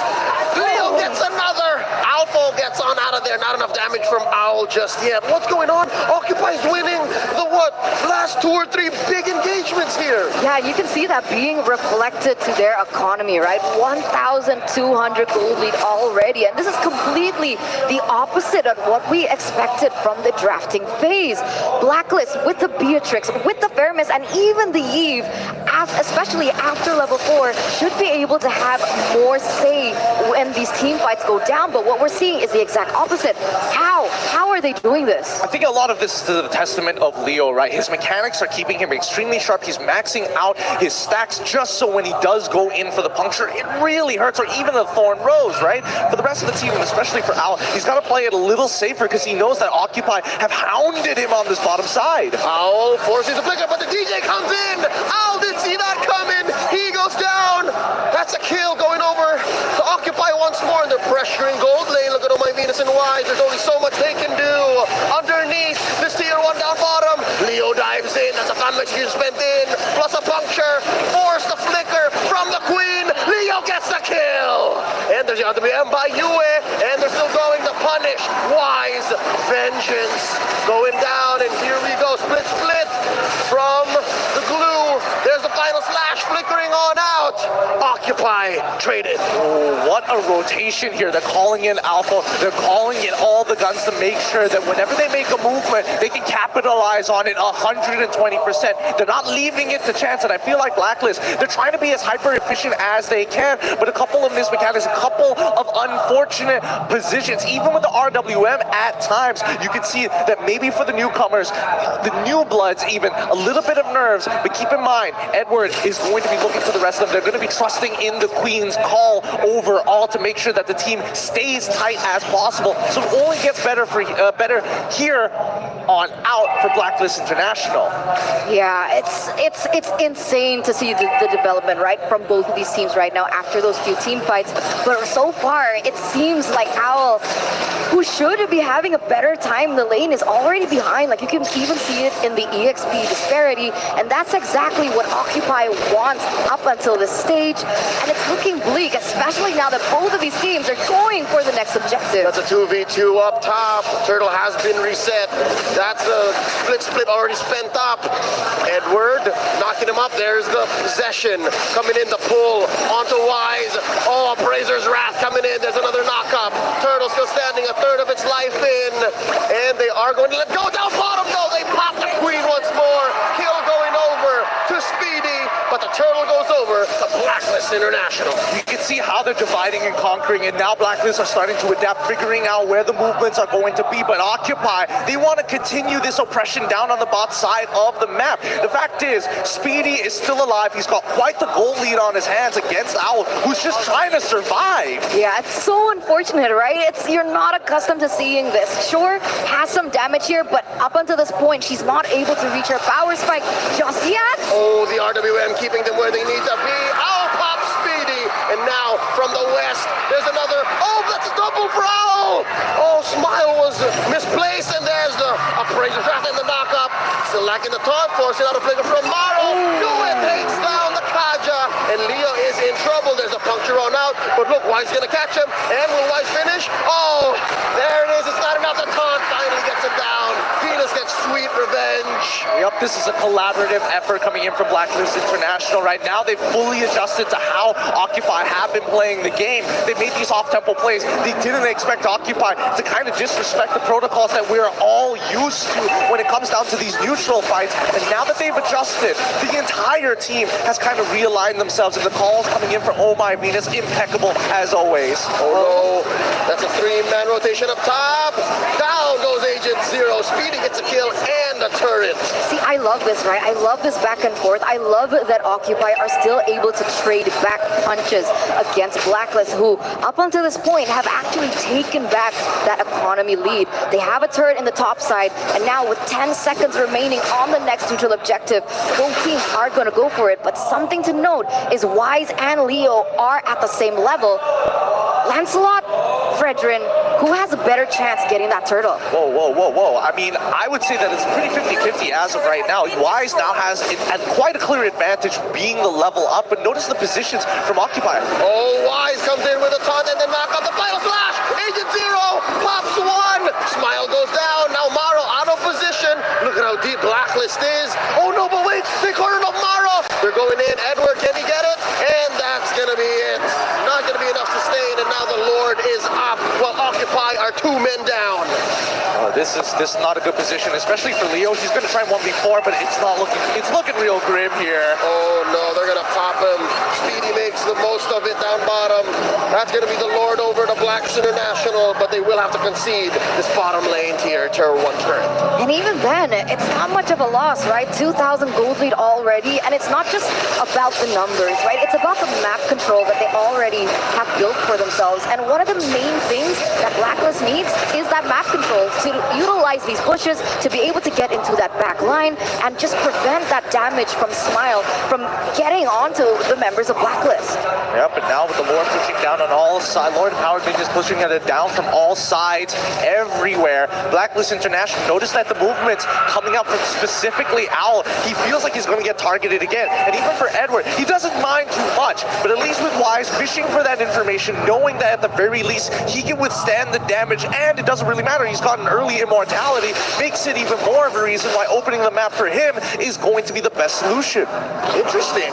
An early immortality for the Fredrin at 9 minutes. Oh, I wonder how many items he's built up. Now Blacklist threatening this mid lane tier 1. Look at the back line. The sandwich play from the duo Edward and Wise. Now forcing a flicker away from Outplay as he goes for the split.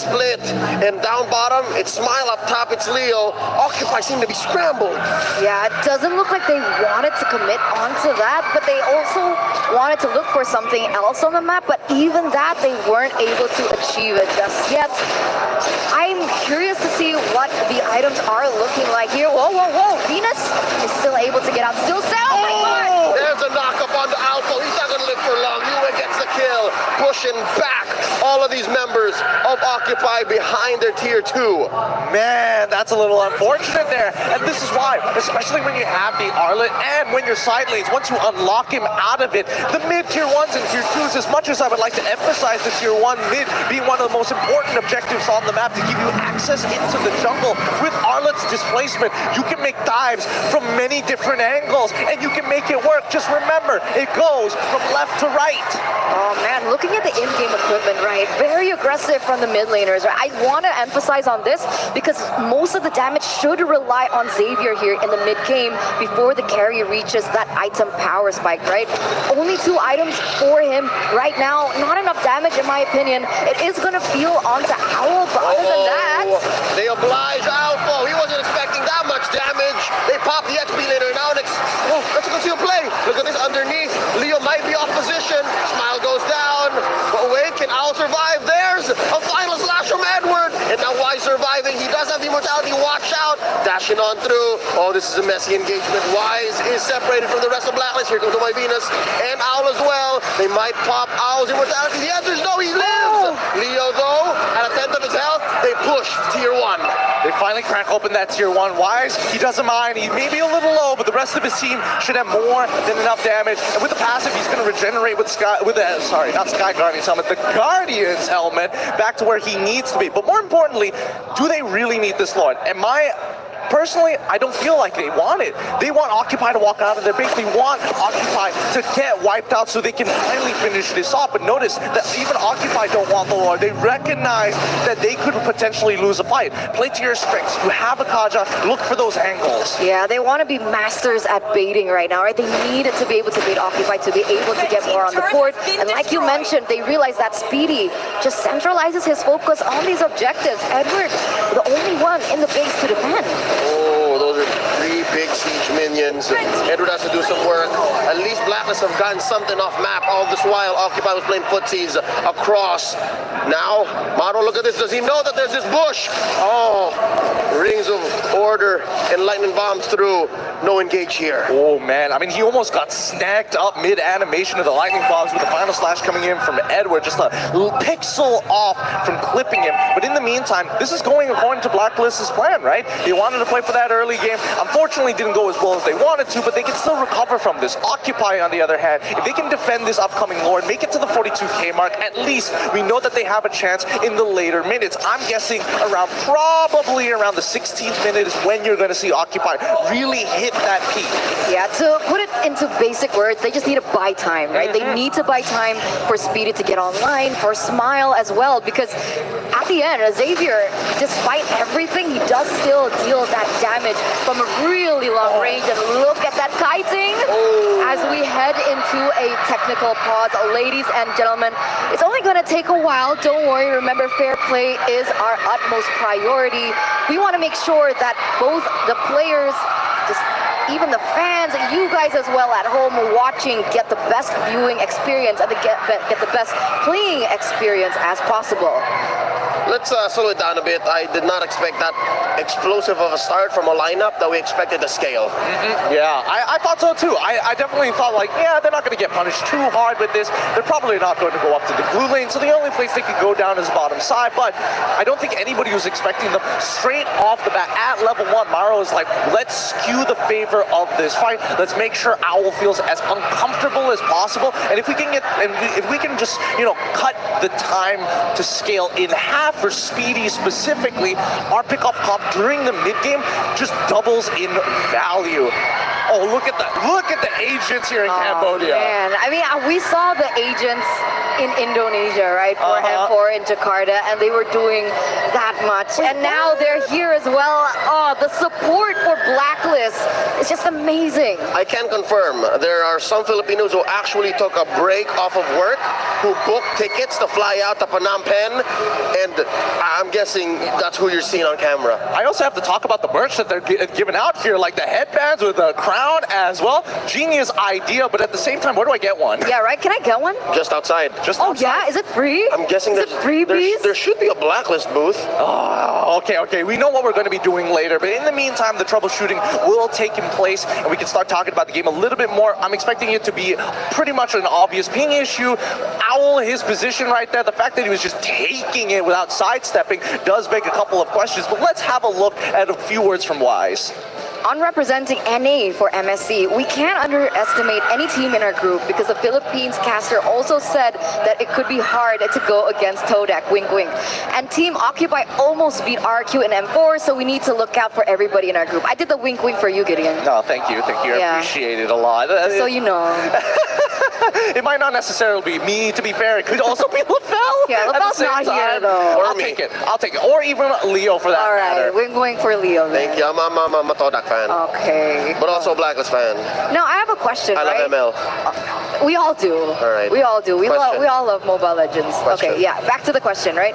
With the disparity in gold and just objective disparity between Blacklist and Occupy, and you're saying that Occupy needs to buy time, is it still possible for them to get to a comeback?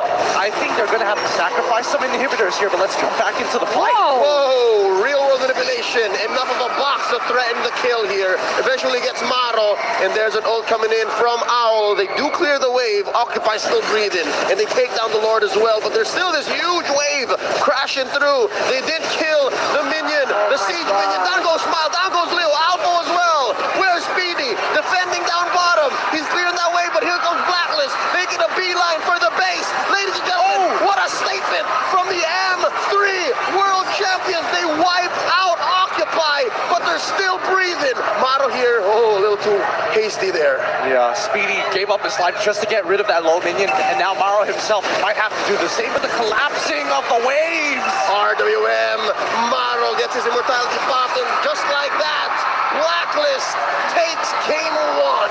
Wow, Blacklist lead the series here, best of 3, and it's funny, right? I asked you the question, is it still possible? And right as we come back from the pause, you can see Blacklist just obliterating Occupy there in the top lane. What a performance! What just the way, oh man, Blacklist still in form. Yeah, they are still in form there, but man, the timing of that tech pause could not have been any worse. Like, yes, it is a technical issue, but Maro had also flickered into the middle to try and catch Owl at the same time, and yet Maro ends up dying there for basically nothing. So I think for the most part of this, I'm going to say bypass this first game. We're looking for the second. And I think even for Occupy though, they're like, all right, we had a decent early game. We had a solid plan. We got to keep Blacklist questioning. Throw questions at them and make them answer us. How do we not know that Blacklist is the home team? Look at the crowd. Look at how many fans are rushing to congratulate Owl, to congratulate Yue, and how alive Aeon 3 is. This is amazing. Yeah, we love it here. We love the crowd. And it's each and every game, right? It's not just Blacklist, it's not just a certain team, but these people come through to enjoy the game. The kid knows the pose. The kid knows the pose too. I love it. Start them young. But here's one thing to bring up, all right? not to take away anything from Blacklist's victory here that they just claimed in a snap. I'd like to say if you took a screenshot of the first 5 minutes of the game, who would have thought that we ended this way? Occupy put up a great fight. They started off with a bang. I think that's the main idea, right? It's not only just starting off with a bang, but also catching Blacklist with their feet tied a little bit, because Blacklist is very used to just dealing with teams who play extremely standard, following the protocols of setting up for specific timings, turtles, buffs, same every single time. But I think once you have teams that decide, you know what, we're not going to follow that. We're going to look for as many off-tempo plays as possible. And also, the way that they are attacking multiple sides of the map. Okay, let's keep going to the bottom side, punish Owl until we see Blacklist decide to adapt to that bottom. Instantly, you see Maro, all right, top side, let's go get Edward. Yeah, if Fel was here, he would say it's not how you start. It's how you finish. I think LaFell is watching at home with the biggest smile. Get well soon. With the biggest smile, and I'd like to think that there's more to this game. Okay, we'll take a look at the MVP though for game number 1, and it's gonna be Yue on the Eve. Now, one of the main things that I really wanted to talk about is how offensively this Eve just built, right? No defensive item whatsoever. Usually we see a brute force breastplate, and even then, 0 deaths. Exactly. No, his positioning is great, but more importantly, the fact that he follows up on a lot of these interesting fights, predicting, oh, you know what, I know you're going to flicker, so I'm just going to lay down the map to make sure that I cover every single one of these angles. His build, looking to get that mystery shop early, making sure that he gets the enchanted talisman and pairs it up with as many utility items before he gets that divine glaive, really sets the tone for the rest of the match. And let's keep in mind, this is his very first M-Series show debut, in a matter of fact. So the fact that he's walking away 5-0 and 12 is nuts. No way. Are you telling me that he's never been on an international stage yet before? Well, he did SEA Games, right? He did SEA Games. That's why I said M International. Okay. SC and M Series. But that's how you perform? That's insane. Right? You know, because remember, before Coach Zico left, we were talking about pressure, right, of the stage and so on and so forth. And as a player, as someone new to the scene, wouldn't you be like sweating? I know shaking? I would be sweating. I would be shaking. I'd be on the floor. I would be one, like, honestly, I would follow these pro players to a T. I'd be taking off my shoes, putting my feet up on these chairs, getting as comfortable as possible, just to kind of shake off these nerves. But if you take away the name tags, you might have imagined that was Haji playing all over again, that he was back with the team and just smacking kids left, right, and center, because his rotations, initially, it was kind of weird, right? We did see him control that mid lane, and that he was kind of doing his own thing until he gets the information from V. It's time to change. It's time to adapt. We need to make sure that we can cover for our boy on the bottom side, Owl, so he doesn't receive so much punishment. I mean, yeah, now that you mention it, right, taking a look at the replay here, just look at that, right? And even if he positions a little bit off, like, you can see that Blacklist, the other members, are just so quick to just defend him and just support him and make sure that nobody is able to get into that back line. And see, even here, Owl is still just waiting there in the back line to deal some damage on to the Leo. To Leo! Yeah, he's so quick that I can't, like, okay, that's Leo. He's fast. No, I'm not going to lie. Leo was trying to hold this game together, right? With the quick follow-ups, especially with the leadership of the shot calls from Leo as well as Maro, with Smile to kind of fill in the blanks wherever necessary.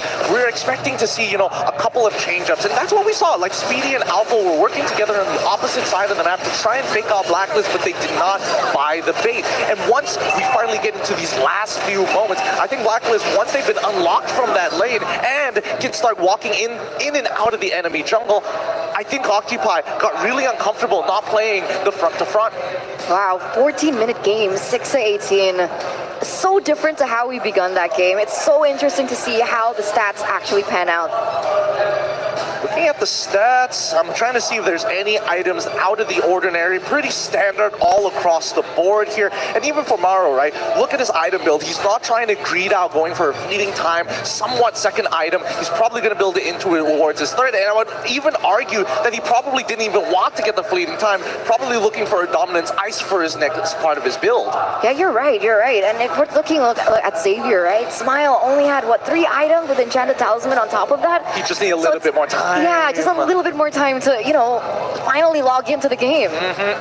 But if we look over at Blacklist International, I think a couple of things that are the standard. Number one, Wise coming out big time with an early immortality because he knows, hey, Speedy is going to be playing carry. That's my direct counter, and I know Maro's going to pull me at some point in time, maybe around the turtle fight. I reckon it was Guardian Helmet first, and then the immortality. And then that's, I think, a major win for Blacklist. They understood that, hey, we got off on the wrong foot, talking about their own blunders in the early game that allowed Occupy to kind of play, again, the front to front as they did in the early game. So that's what, when Wise said, you know what, okay, after the Guardian Helmet, they're going to go for me more, so I better build that immortality. I love it.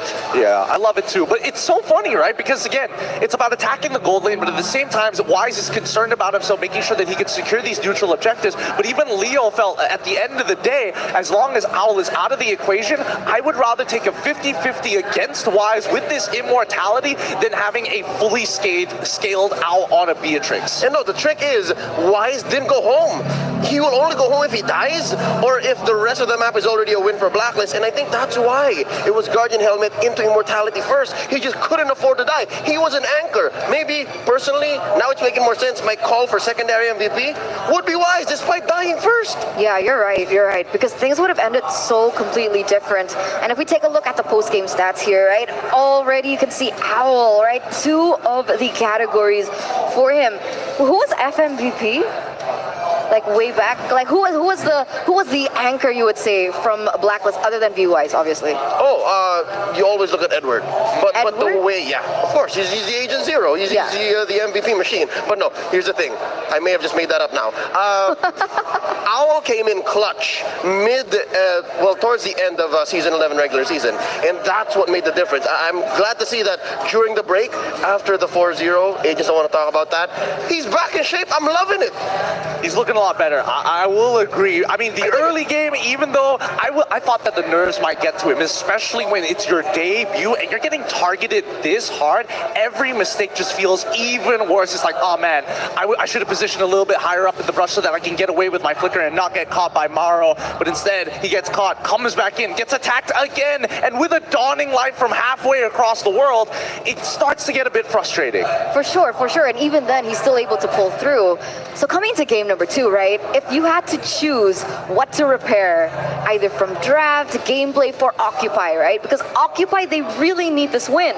Okay, maybe number 1, try to draft with better coverage, right? They got away somehow in the early to mid with the front to front, the hyper-aggressive, possibly even caught Blacklist off guard way of playing and lineup. Maybe play more fundamentally. Make sure that you don't have to scale up the Savior too much. Wait for Speedy to get on that marksman into the mid to late with more items. Cover up those bases, and then maybe you don't have to stumble too hard. All right, what about you? Personally, for me, I feel like I kind of agree with Leo, but I think that the way that they're handling the game, the decisions that are coming out from the side of Occupy Thrones is rather interesting because it's all about off-tempo plays and kind of straying away, understanding what the playbook is going to look like, the standardized playbook that everybody knows for Mlbb, and taking it one step further by hyper-focusing on one side while still bouncing across whenever the adjustment is made to keep Blacklist on their toes. I think they do need to adjust their draft a little bit more. Yeah, I can't wait. I just really can't wait to get to the drafts, and it is coming soon. But you know what else is coming soon? Oh, what? The 2023 Project Next update. It's starting from 06/27. I think that's the 27th of a certain month. What is 6? June. The revamped emblem system, eruditic story, brand new hero, generous events, and remarkable bonuses are about to meet you guys. So don't forget to log into the game if you want to know more about the new update. I wonder what's on the new update. I'm a bit What I'm most excited for is the Allure, the new Erudicio story. I want to know what's up. I was looking at Leo, I was like, I know he's like, oh, emblem systems, that's going to completely change the meta. No. He's like, no, Erudicio, that's the story I want to hear. I want to know what's up. No, I think with that upcoming patch, keep your eyes for that date because there's going to be some scary stuff, and especially with the emblem changes, Mobile Legends might never be the same again. Yeah, there's more to study for me. I mean, you like have this the notebook. book is going to be like full just with the new update. So he's going to need another notebook. I'm going to need a new notebook. Or 2. Or 2. With that being said here, coming in towards game number 2, I'm hoping to see the Occupy Thrones keep to their unorthodox tag. Well, not even unorthodox, just a hyper gank focus strategy. Pick up the tempo. Yeah. This is what Occupy is known for. When they won their MPL MENA season recently, they've been back-to-back champions and they've grown quite a bit, right? So I think I noted that they want to move first and move fast. We definitely saw them move first and move fast here, but what then? I think that's what we're looking for. Save for what we said earlier already, wherein Gideon partly agreed. I think they have to plan for the follow-up. They need to know what to do when they're ahead and make sure that they cover up the bases and they stop Wise from doing what he did here, where he bought back some level of control and allowed Blacklist to get the victory. I find that ironic, right? Because you said that Occupy want to move fast, move first, but they didn't draft that way. But they got away with it, right? Like, yeah, but like it could have been better, maybe. That's why. I guess that's where the mid-game power spike, you know. I guess that's where the draft will come into play. Maybe they adjust for that, and then they do better. Is that the Hitman? That was a Hitman. I think that might have been the Hitman. Renegade. Oh, why do you call him the Hitman? That's his name. That's his name? Yeah. Renegade's name. Oh, his title. Like his nick. Just don't say it 3 times in a row. He's gonna come after you I'm afterwards. Scared. Okay, I'm sorry. And if he does come onto the stage, then you might not see me on the desk anymore. If you know what I'm saying. We'll just be seeing Renegade in your blazer the whole time. Casting for you, impersonation? Maybe. I'm scared now. We might not even be able to tell the difference, to be honest with you. At this point of time, I do think that especially if you're in Occupy Thrones position, yeah, the scaling is great. But do you think that they're getting in their heads a little bit? Like, I wish Coach Zico was here once more so I can kind of walk me through that draft one more time. Because again, the ideas were there. We wanted to see, we want to see Blacklist play the Ube strat. We want to see the Minotaur go head-to-head against it and maybe a couple of draft picks, counter draft picks. But what we saw from Occupy, especially when in terms of the bans, a lot of it just revolved around, hey, counter draft every single time. I expect you to play the Minotaur. I expect you to go for some hard engage. Okay, Leo can cosplay. What? Coach Zico. No. You can't? I can't. I was going to say, where is he? Because again, yes, I agree. Despite there being picks or trades that were not called out, the beat for beat, right? The principle was there, and he helped us understand. And yeah, that's how we ended up with the banger that was game 1. So now going into game 2, I'm wondering if the same principles will come into play to maybe take us to game 3 for Occupy, or for Blacks to go for the sweep. Because again, despite it being a while since Zico last played with V-Wise or worked closely with Ola, he's on to something. He knows what they're up to. Right. And that's what I'm thinking. I'm thinking that Blacklist, with their set play ended in the first phase of the draft. Once we get into the second phase, that's when they started to realize, like, wait a minute. If we keep going the direction that we're going, we're going to get outscaled super fast. So let's pivot just ever so slightly to adjust what we've already set up to make sure that we can hurt Occupy when we start rotating in towards that. But well, honestly, I would like to say early game, but let's omit that. The mid game specifically. Okay, so it looks like the mid game is where both Blacklist and Occupy want to live. That's the hill they die on. So I guess that's what's gonna make Eve all the more important. I wouldn't just say the Eve though. Smile's gotta pick it up. Ola has to hear him out. Coach, give me the Eve. Put me in on Eve, Coach. And with that in mind, we'll see exactly. Will it be the Eve? Will it be Valentina? Maybe this time before it gets banned. We'll see in just a few moments as we head into the drafting phase of game number 2. Remember, this is the last chance for Occupy to be able to win the series, or Blacklist will take it all. I know Coach Zico was really nervous when he was here on that desk, but when the draft comes up, you can literally see the light in his eyes just expand. The pupils not even dilate, just hyper-focused, ready. That's right. He loves this part of the game, and I love it too. Look, the Eve, the Joyan, as well as the Arla instantly banned out, and we see the response coming in from Blacklist International, taking out the Fanny and the Franco. They also took out the Arlet here on the way back. Blacklist might even ban out the Kaja. Just call it a day from there. But no, Oh My Venus plays a Kaja. I'm guessing they're gonna wanna keep that open for her. I double guessed myself. There it is. Stick to your guts, you know? See, here's the thing. Kaja's gonna be the one banned, but there you go. That's what I wanted to mention. Nobaria this time around is going to be left open. A similar kind of role I would say, to the Xavier. And the difference is Novaria just has so much utility in her kit. She has the damage, she's able to open up map, open up vision for the team as well.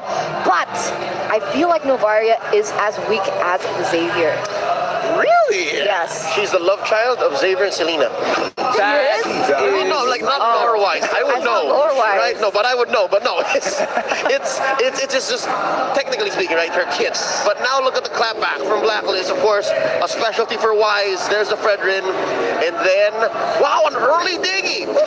I think this is one of those situations where Blacklist is making a hard read on Occupy, saying, "Yo, I know you want to play that Minotaur. We already banned out your Kaja. How deep is your hero pool, Maro? How far can you go?" Lancelot? Okay. I'm curious to see if Maro actually plays a solid Cho, too. He plays a Cho, decent Cho. Maybe even a Masha, a Hilda, but that's not going to do much here. I take back my last statement, not Hilda. Let's see. Minotaur, Mincy, both can be just denied because of the Diggy pick. And I wanted to say that because the 1-1 was left open, the Diggy pick also is able to prevent that 1-1 pick from happening, right? So they go for the Moskov instead here. And Speedy does play Moskov. It is one of his comfort heroes. But the question is it going to be good in this composition? I like the Moskov. It does great against the Fredrin, and even catches a rogue Diggy just roaming around, just popping that egg. But here's a US special. In addition to the Eve, he's great on the Valentina. But how are you getting close, though? That's my question, as Valentina. Yeah, that's the thing. That's the thing that I'm trying to figure out. When I see this Moskov, the big question that comes into my head is, but why, right? There's no real reason other than just the Fredrin, and that can't be a reason alone.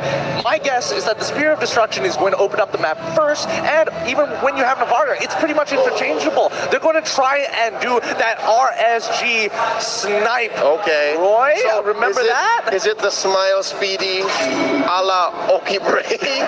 Oki Roy, is that it? It could be the specialty. We'll see. Going into the second phase now, there's the Uranus ban. Oh, they know that for this to work, there has to be a super dead XP lane. Yes. They know that Alpha has to be prepared to hunker down. What does Alpha have in his kit, right? Yuzong is still an option. I mean, glue is still around. The glue, the laps. Do we like glue here? I like the laps a lot. It was all right earlier. Laps. It wasn't much, but no, the laps is the lethal amount that you need. Like it's able to, I don't know, man. The good thing about Lapu Lapu, especially in this Moskov matchup, is the fact that he has anti-CC, right? It's annoying as Yuzong. Yes, basically you can catch out the Moskov, but there is that small potential of if I'm furious, I'm going to get pushed away compared to Lapu Lapu, who just raging slashes all the way through. So they're thinking twice. They're not only thinking for Alpha, but also what to take away from Edward. But now, who'd have thunk, man? How is the 1-1 open up until this point? What? Yeah, I was fearing that Blacklist was going to pick it up, right? Because with the Diggy pick up for themselves. But here, Blacklist in the second phase, what do they want to prioritize, right? They have the gold lane still left open. The gold and the XP. What's a viable pick here in the gold lane? Since Beatrix and Wawan's off the board, can Brody work? Claude? I think Brody could work, but I think in the general sense of the word, he's going to be there for cleanup, and you got that engaged, but he has to close space, and I think that's the biggest problem, right? Navarra is going to be poking out from way too far away outside that. And there we go, the hard engager, Edward with the signature pick on that Benedetta. I love this Benedetta pick. Edward Scissorhands. Yes. Championships have been won off of this hero and player combination. Johnny Depp, but now how? How? What else? Esmeralda? I don't know. No. Interesting. Confirm this is going to be an Esmeralda in the XP. Yes. I mean, if it goes into the mid lane, I don't know what to tell you at that point. But they have to have a conversation with Fireflux Impunity then. Maybe they are the script partners, you know? Who knows? But I think at the end of the day, this is probably one of those matchups where it's like, I guess you want to steal the shields off of Diggy, but is that really going to be enough? Do you realistically see yourself playing 20 minutes into this game, having a full item? Oh, you know what? That's a debut pick. That's a debut pick. Nice one, baby. I take that back. Now we we have a very interesting dynamic in the mid game. What's the engage though from them? Well, they can't have an engage because they're going against a Diggy anyway. It's guerrilla tactics. They don't want engage. They don't want to confirm anything. The fact that they can send you home and then keep going and do what they wanted to do anyways is enough. That seems to be the MO for Occupy. I don't know, I kind of like it here. It's risky again. I like it because it's risky. Might just be crazy enough to work. Might just be crazy enough to work, and considering what they did in the early stages of the game. Now, this is the dynamic that I'm talking about, right? The two interactions that I want to bring up is the fact that at least with the hard guard, you can in the mid game technically super juice either the Moskva, and I would even argue the Esmeralda if she decides to change her itemization and the order of what she buys first. I'll do you one better. Even the Lancelot, he's notorious for getting away with going deep. How about plus a Hearthguard to make sure? I'll allow it. I'll allow it. Man, game 2 is shaping up to be really interesting. We haven't seen too much of Esme. We've seen it once. It's happening again. But the Angela, right? In this meta, we haven't really seen it too much. No engage for the side of Occupy here. Not even an ult. Not even a sure ult. I guess like Falling Star Moon, right? Yeah, sure. Kinda. Sure. I can't remember the last time I've seen a Falling Star Moon used to engage.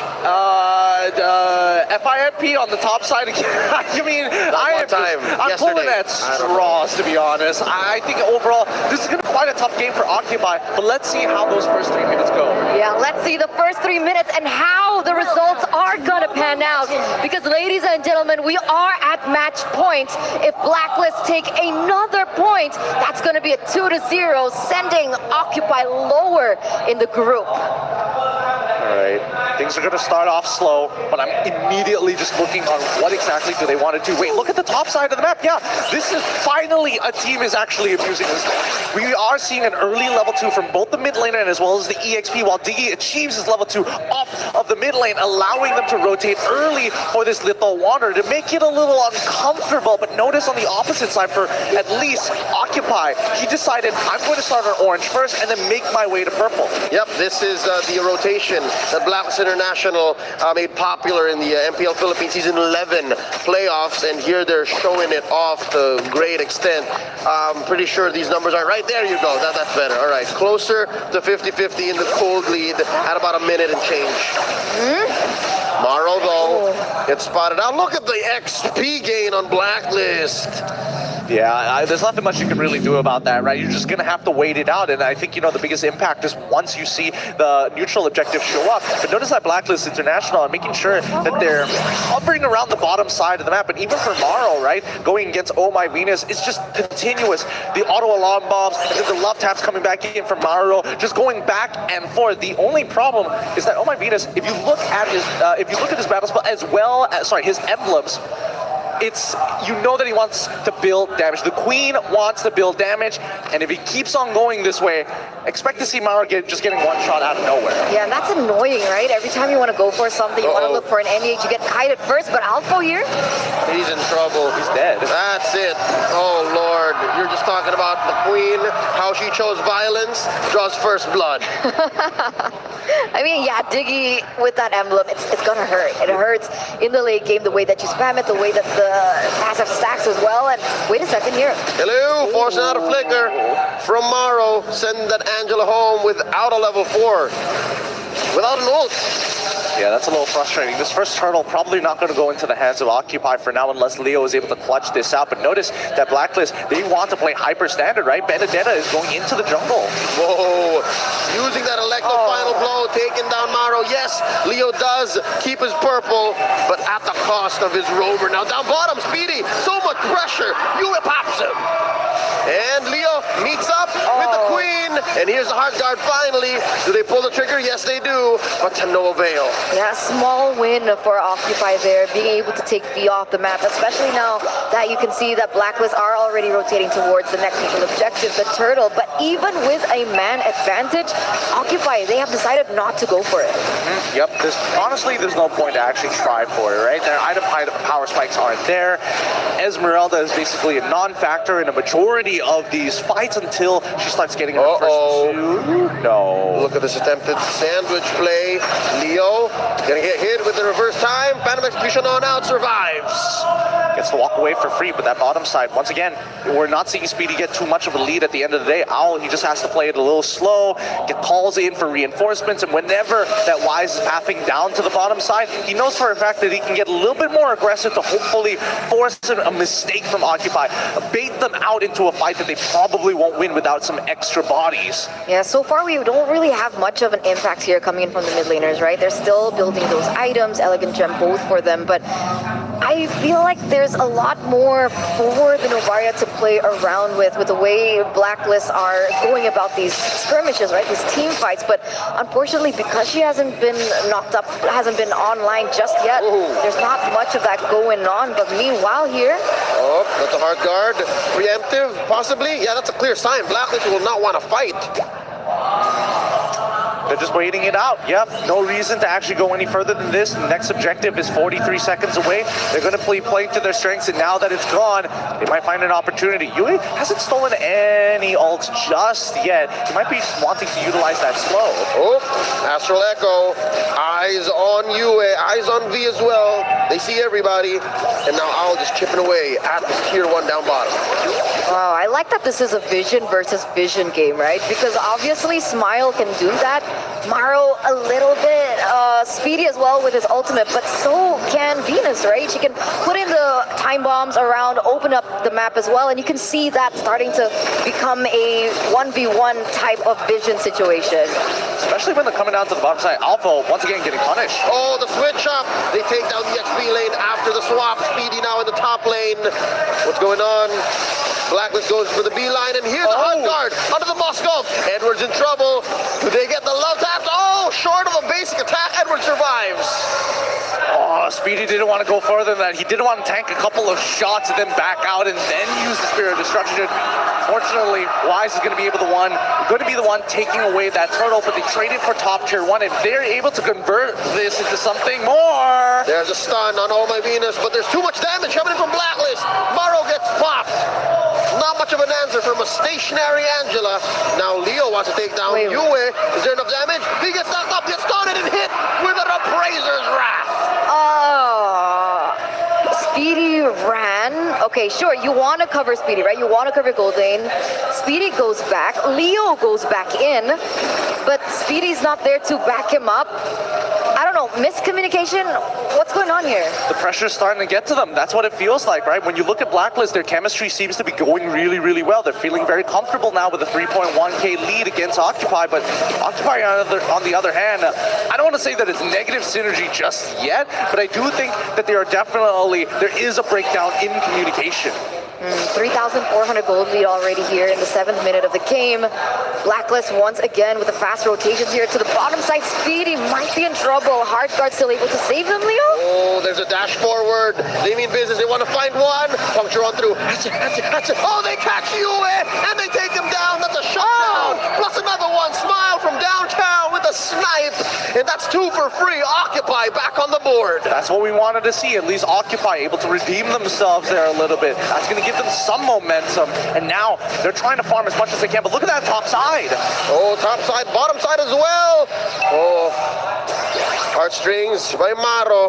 Top lane defended, held down by Alpha. What's Al doing? Clearing the waves? Oh, Speedy trying to take this little wanderer. Wise got his eyes on it. Yeah, he's going to be able to achieve this no problem whatsoever. Oh, Time's Journey coming in from the Queen with a flicker. Can Leo finish the job? I like the final blow coming in, and that's all she wrote. But traded up for Owl, 1 for 1.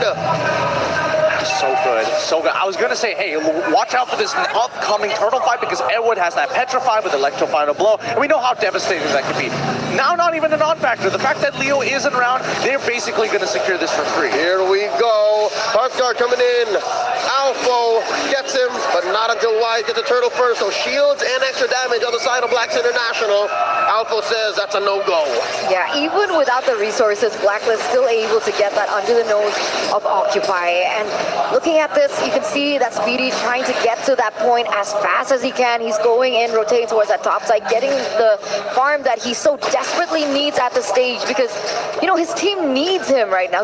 They need him to come online before Blacklist start to snowball here in the 8th minute of the game. Yeah, and if Blacklist could just take away more and more resources off the map, it's going to make it difficult for Occupy, right? So the fact that that bottom side, tier 1 is already cracked open, and ideally, if they can get that mid-tier 1, they're basically going to starve Occupy like they did in game number 1 all over again. Dude, that's a golden staff for Owl already. Oh no. See the damage from the basics. There's a reverse time on the Speedy. This is an engagement just waiting to happen. Look at the angle by Wise. He's not going to be showing himself justice. He's going to go back to the farming, make sure that they have a little bit more control, and they know that Occupy is just forced to sacrifice this. Wait, mid lane. Uh-oh. Leo looks for one. They got eyes on Edward, but they don't see Wise. Oh, they're going to back up here. Once again, Wise, he doesn't mind walking up into this. He can take the damage. Oi. There you go. Heart guard cancelled. Yeah. Instead, Alpha's left to his own devices. It's a 3v1. And now they catch Motto. Wise gets it. Not the best of decisions, I would say, to do a hard guard right in front of Wise, but here we go. Edward Wise, 2v1 situation. Can he get up? BD! 2v1. This Moscow ain't had no business being in this deep. That's all she wrote. Occupy have lost so much in the past minute. Yeah, this is just devastating. Blacklist just making sure that every one of these movements, overextensions are punished. They are playing their standard game, and Occupy, they've got no footing whatsoever. If they want to go for more, maybe they can look for a punish onto UA, but even then, still, Edward is quite the problem. They have nobody to really lock him down. Oh, the vision is what I keep cringing at, right? From V. V already has a Divine Glaive as well, so not only vision, but already a lot of damage paired in with that Impure Rage. To add to that, I think you can say vision is one thing, right? But what does Occupy do with it? Right now, there's not much. But for Blacklist, they have a fundamental lineup that they have coverage. And even if the Valentina steals the Astral Echo, it's worth it. And now Leo is in trouble. Oh no, there's not much he can do here. Maro can try to save him, but there's a reverse time. Puts him down under. Owl gets a kill. Maro's too close. He can't even use the hard guard to buy him that extra bit of shield to protect it and maybe, hopefully, turn things around. Now Alpha, it's his turn to get the hard guard treatment. Oh, just enough to help him survive. But what are they going to do against this level 1 Lord? Owl coming in with a blazing duet. Oh, my Venus very low. Owl goes down off of Maro's love wave. Oh, and there's a snipe coming in from Smile. But the turret still goes down. All right, they still find this. Edward is going to try and take a 1v1 against Speedy. Is he going to check? Edward spotted it. Beautiful. There's the eye for an eye. Speedy's not going to survive unless, oh, that's a 3v1. Somebody stop him. Wise gets the kill. And he just gets down to the ground there by the Fredrin there. All right, 4,500 gold lead here for Blacklist, but it looks like despite everything, Occupy is still putting up a fight. They were able to get a few objectives on the map in terms of Blacklist's towers, and as this goes through, if they can, you know, stay disciplined, honestly, with the way that they're playing, I do feel like they might have a fighting chance. Let's take a look at what happened there. Yeah, in this instant replay, you can almost immediately tell that Alpha gets chunked down really hard. But the overextension was unnecessary, right? We know for a fact that Alpha didn't need to go for this blazing duet, and if he didn't go for anybody, you might as well start looking towards your side. You know, like Smile, for an example. Get his flicker. Try to force something out of him, rather than walking up to the person who has the hard guard. Talk about Smile, he's deathless. He's been using this range to maximum efficiency. Watch out for him. I think after a 4th or 5th core item, he should be able to snipe out Owl with just 2 major hits. And not to mention that, you know, Edward, he could basically win out this 1v1 against Speedy unless Speedy has that Inspire. Then it's a little dangerous. But other than that, right, Edward, he can greed out with his build. He has more than enough damage. He knows for a fact that Alpha isn't going to get to the position that he wants to unless this is 16 minutes into the game. And even then, Maro, that shield is starting to fall off, and it's falling off fast. You're right here. I don't know about this. Seems like Blacklist, they want to take things a little bit slower than before. They're not going to go for a crazy engage just yet. Because 6 seconds left on the board. I think it's fine to go slow. Yeah. There's not much Blacklist is losing. They have a okay scaling lineup, right? The more items that the Diggy gets, the more painful it goes. But I don't know, scaling compared to Moskov in the late game. And the Novaria. And Esmeralda, but I guess this is not taking it slow again. They're going for the Lord as quickly as they can. I mean, they're situationally aware, right? As much as you want to see Blacklist kind of like just continuously developing this lead, 5K is more than enough. They're going to hit the item power spikes that they need. They're going to find the neutrals. Oh, Edward. He has one. And here's the hard guard. Can Speedy capitalize? Look at Alpha. Here comes Wise. This is more an even fight, 2v2. Alpha spots out Owl. Can he finish the job? Speedy catches an angle. He still has the hard guard. And now Owl comes in, taking down the Moskov and pops Maro right out. Oh, that's a difficult engagement. Occupy should get out of here. Why? I don't know. I think Alpha could have just kept on going. He had the sprint as well. Could have kept on trying to force something, maybe get a kill onto Owl's side, but they backed off, and the miscommunication ended up Speedy positioning himself for the Battleman image and dying for it. Watch out. This is peculiar because Blacklist don't have a wave. So I wonder what Occupy's call is. Take down the Lord, defend, keep our major objectives. US stole the Astral Echo. Wise deep behind enemy territory. Erecto final blow already used up by Edward. They take down the mid lane inhibitor. That was so risky. That was such a risky play from Speedy. Not really sure if that was worth to take, honestly, right? I mean, one inhibitor taken down. I mean, if a same mistake like that keeps on going, that's GG, honestly. I think this game is slowly coming to, well, you know what? Let's look at the items real quick. Where's Esmeralda hat in her build? Currently, 3rd item already complete, looking to complete a 4th item, but what does she even go for? Because at the end of the day, no matter what she gets, she's still going to need at least something along the lines of maybe even an Ice Queen's wand to be somewhat relevant in chasing down the Claude. And even then, there's no guarantee. Looking at what Alpha has, even he's not sure. Right? He can't decide. Yeah, the Ice Queen wand doesn't come from either the pants or the robe. Yep. So he's still waiting. I think the call is going to come from somewhere in OP. It's going to come from Speedy if he has enough damage. It's going to come from Smile if he feels like his snipes are getting better. So it's not all over just yet, but it's very hard for Occupy to claw back. What was the item on Smile? Do you remember how far she's gone in her item? He's currently on his 4th item as of just yet. And it's all damage. And it's all damage, right? That's all Smile realistically needs. If he can land it on the perfect targets, which in this case is either Oh My Venus to try and reduce those stacks all over again, or even Owl, which would be the most ideal, then maybe there's something to talk about. But at the end of the day, I don't see either one of these people getting hit without Wise or even Edward being in that front line. Yeah, exactly. So there's a small sliver of opportunity, right? And because of the way that they compose their draft, Occupy should have a good time when it comes down to the defense. Oh no. What? What's Alpha thinking? He goes down for free, but wait, Speed guard in, forcing out a blazing duet from Owl. Leo here from the back lines, and he tried to take down Yue. Will he get it? And indeed he does! Alongside Maro. Edward uses the electro final blow. Oh no, he's still holding on to it. He already spent it. Down goes Oh My Venus. It's just Maro out. Will Edward punish? Nice. Chasing, gets the stun and the reverse time. Maro's still here. It's taking quite a while, and there's the electro final blow. Down goes the Angela. Yep, and all this while you see that Wise cutting off reinforcements, Smile unable to rejoin or in some kind of range to support with some kind of artillery fire from afar. Dropping the BMI in that bush, they knew something was fishy. Phantom execution on out. Owl using the tail end of that BMI, taking down Leo. That's a 3-man advantage now for Blacklist. Uncontested Lord. Leo's still gone for about 30 seconds, which means they have to defend for 30 seconds without him. Yep, Yep, they're going to be walking out once more, and the 10K lead is here, at least for Occupy. They have pushed it to the time limit where the heroes actually get relatively strong. Like Speedy, for an example, he is in a very good position to potentially 1v5 if Blacklist make that mistake again. And now the defense down bottom, not much Occupy can do, especially when they're not complete, not a 5-man unit, but they do clear the wave. Well, right, Speedy, he's still on that top side, right? Edward, is he moving? No, it looks like they're just going to try and rush this at the end of the day. They don't have a wave to work with, I guess. They need everybody. Look at how deep Wise is. Look at how close he is to Smile. And now Leo. Speedy, they're keeping Speedy there. Yeah. It's still up. And now he's going to keep pushing.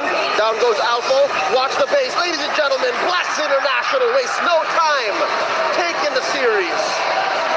They're looking to just claim all the ground here.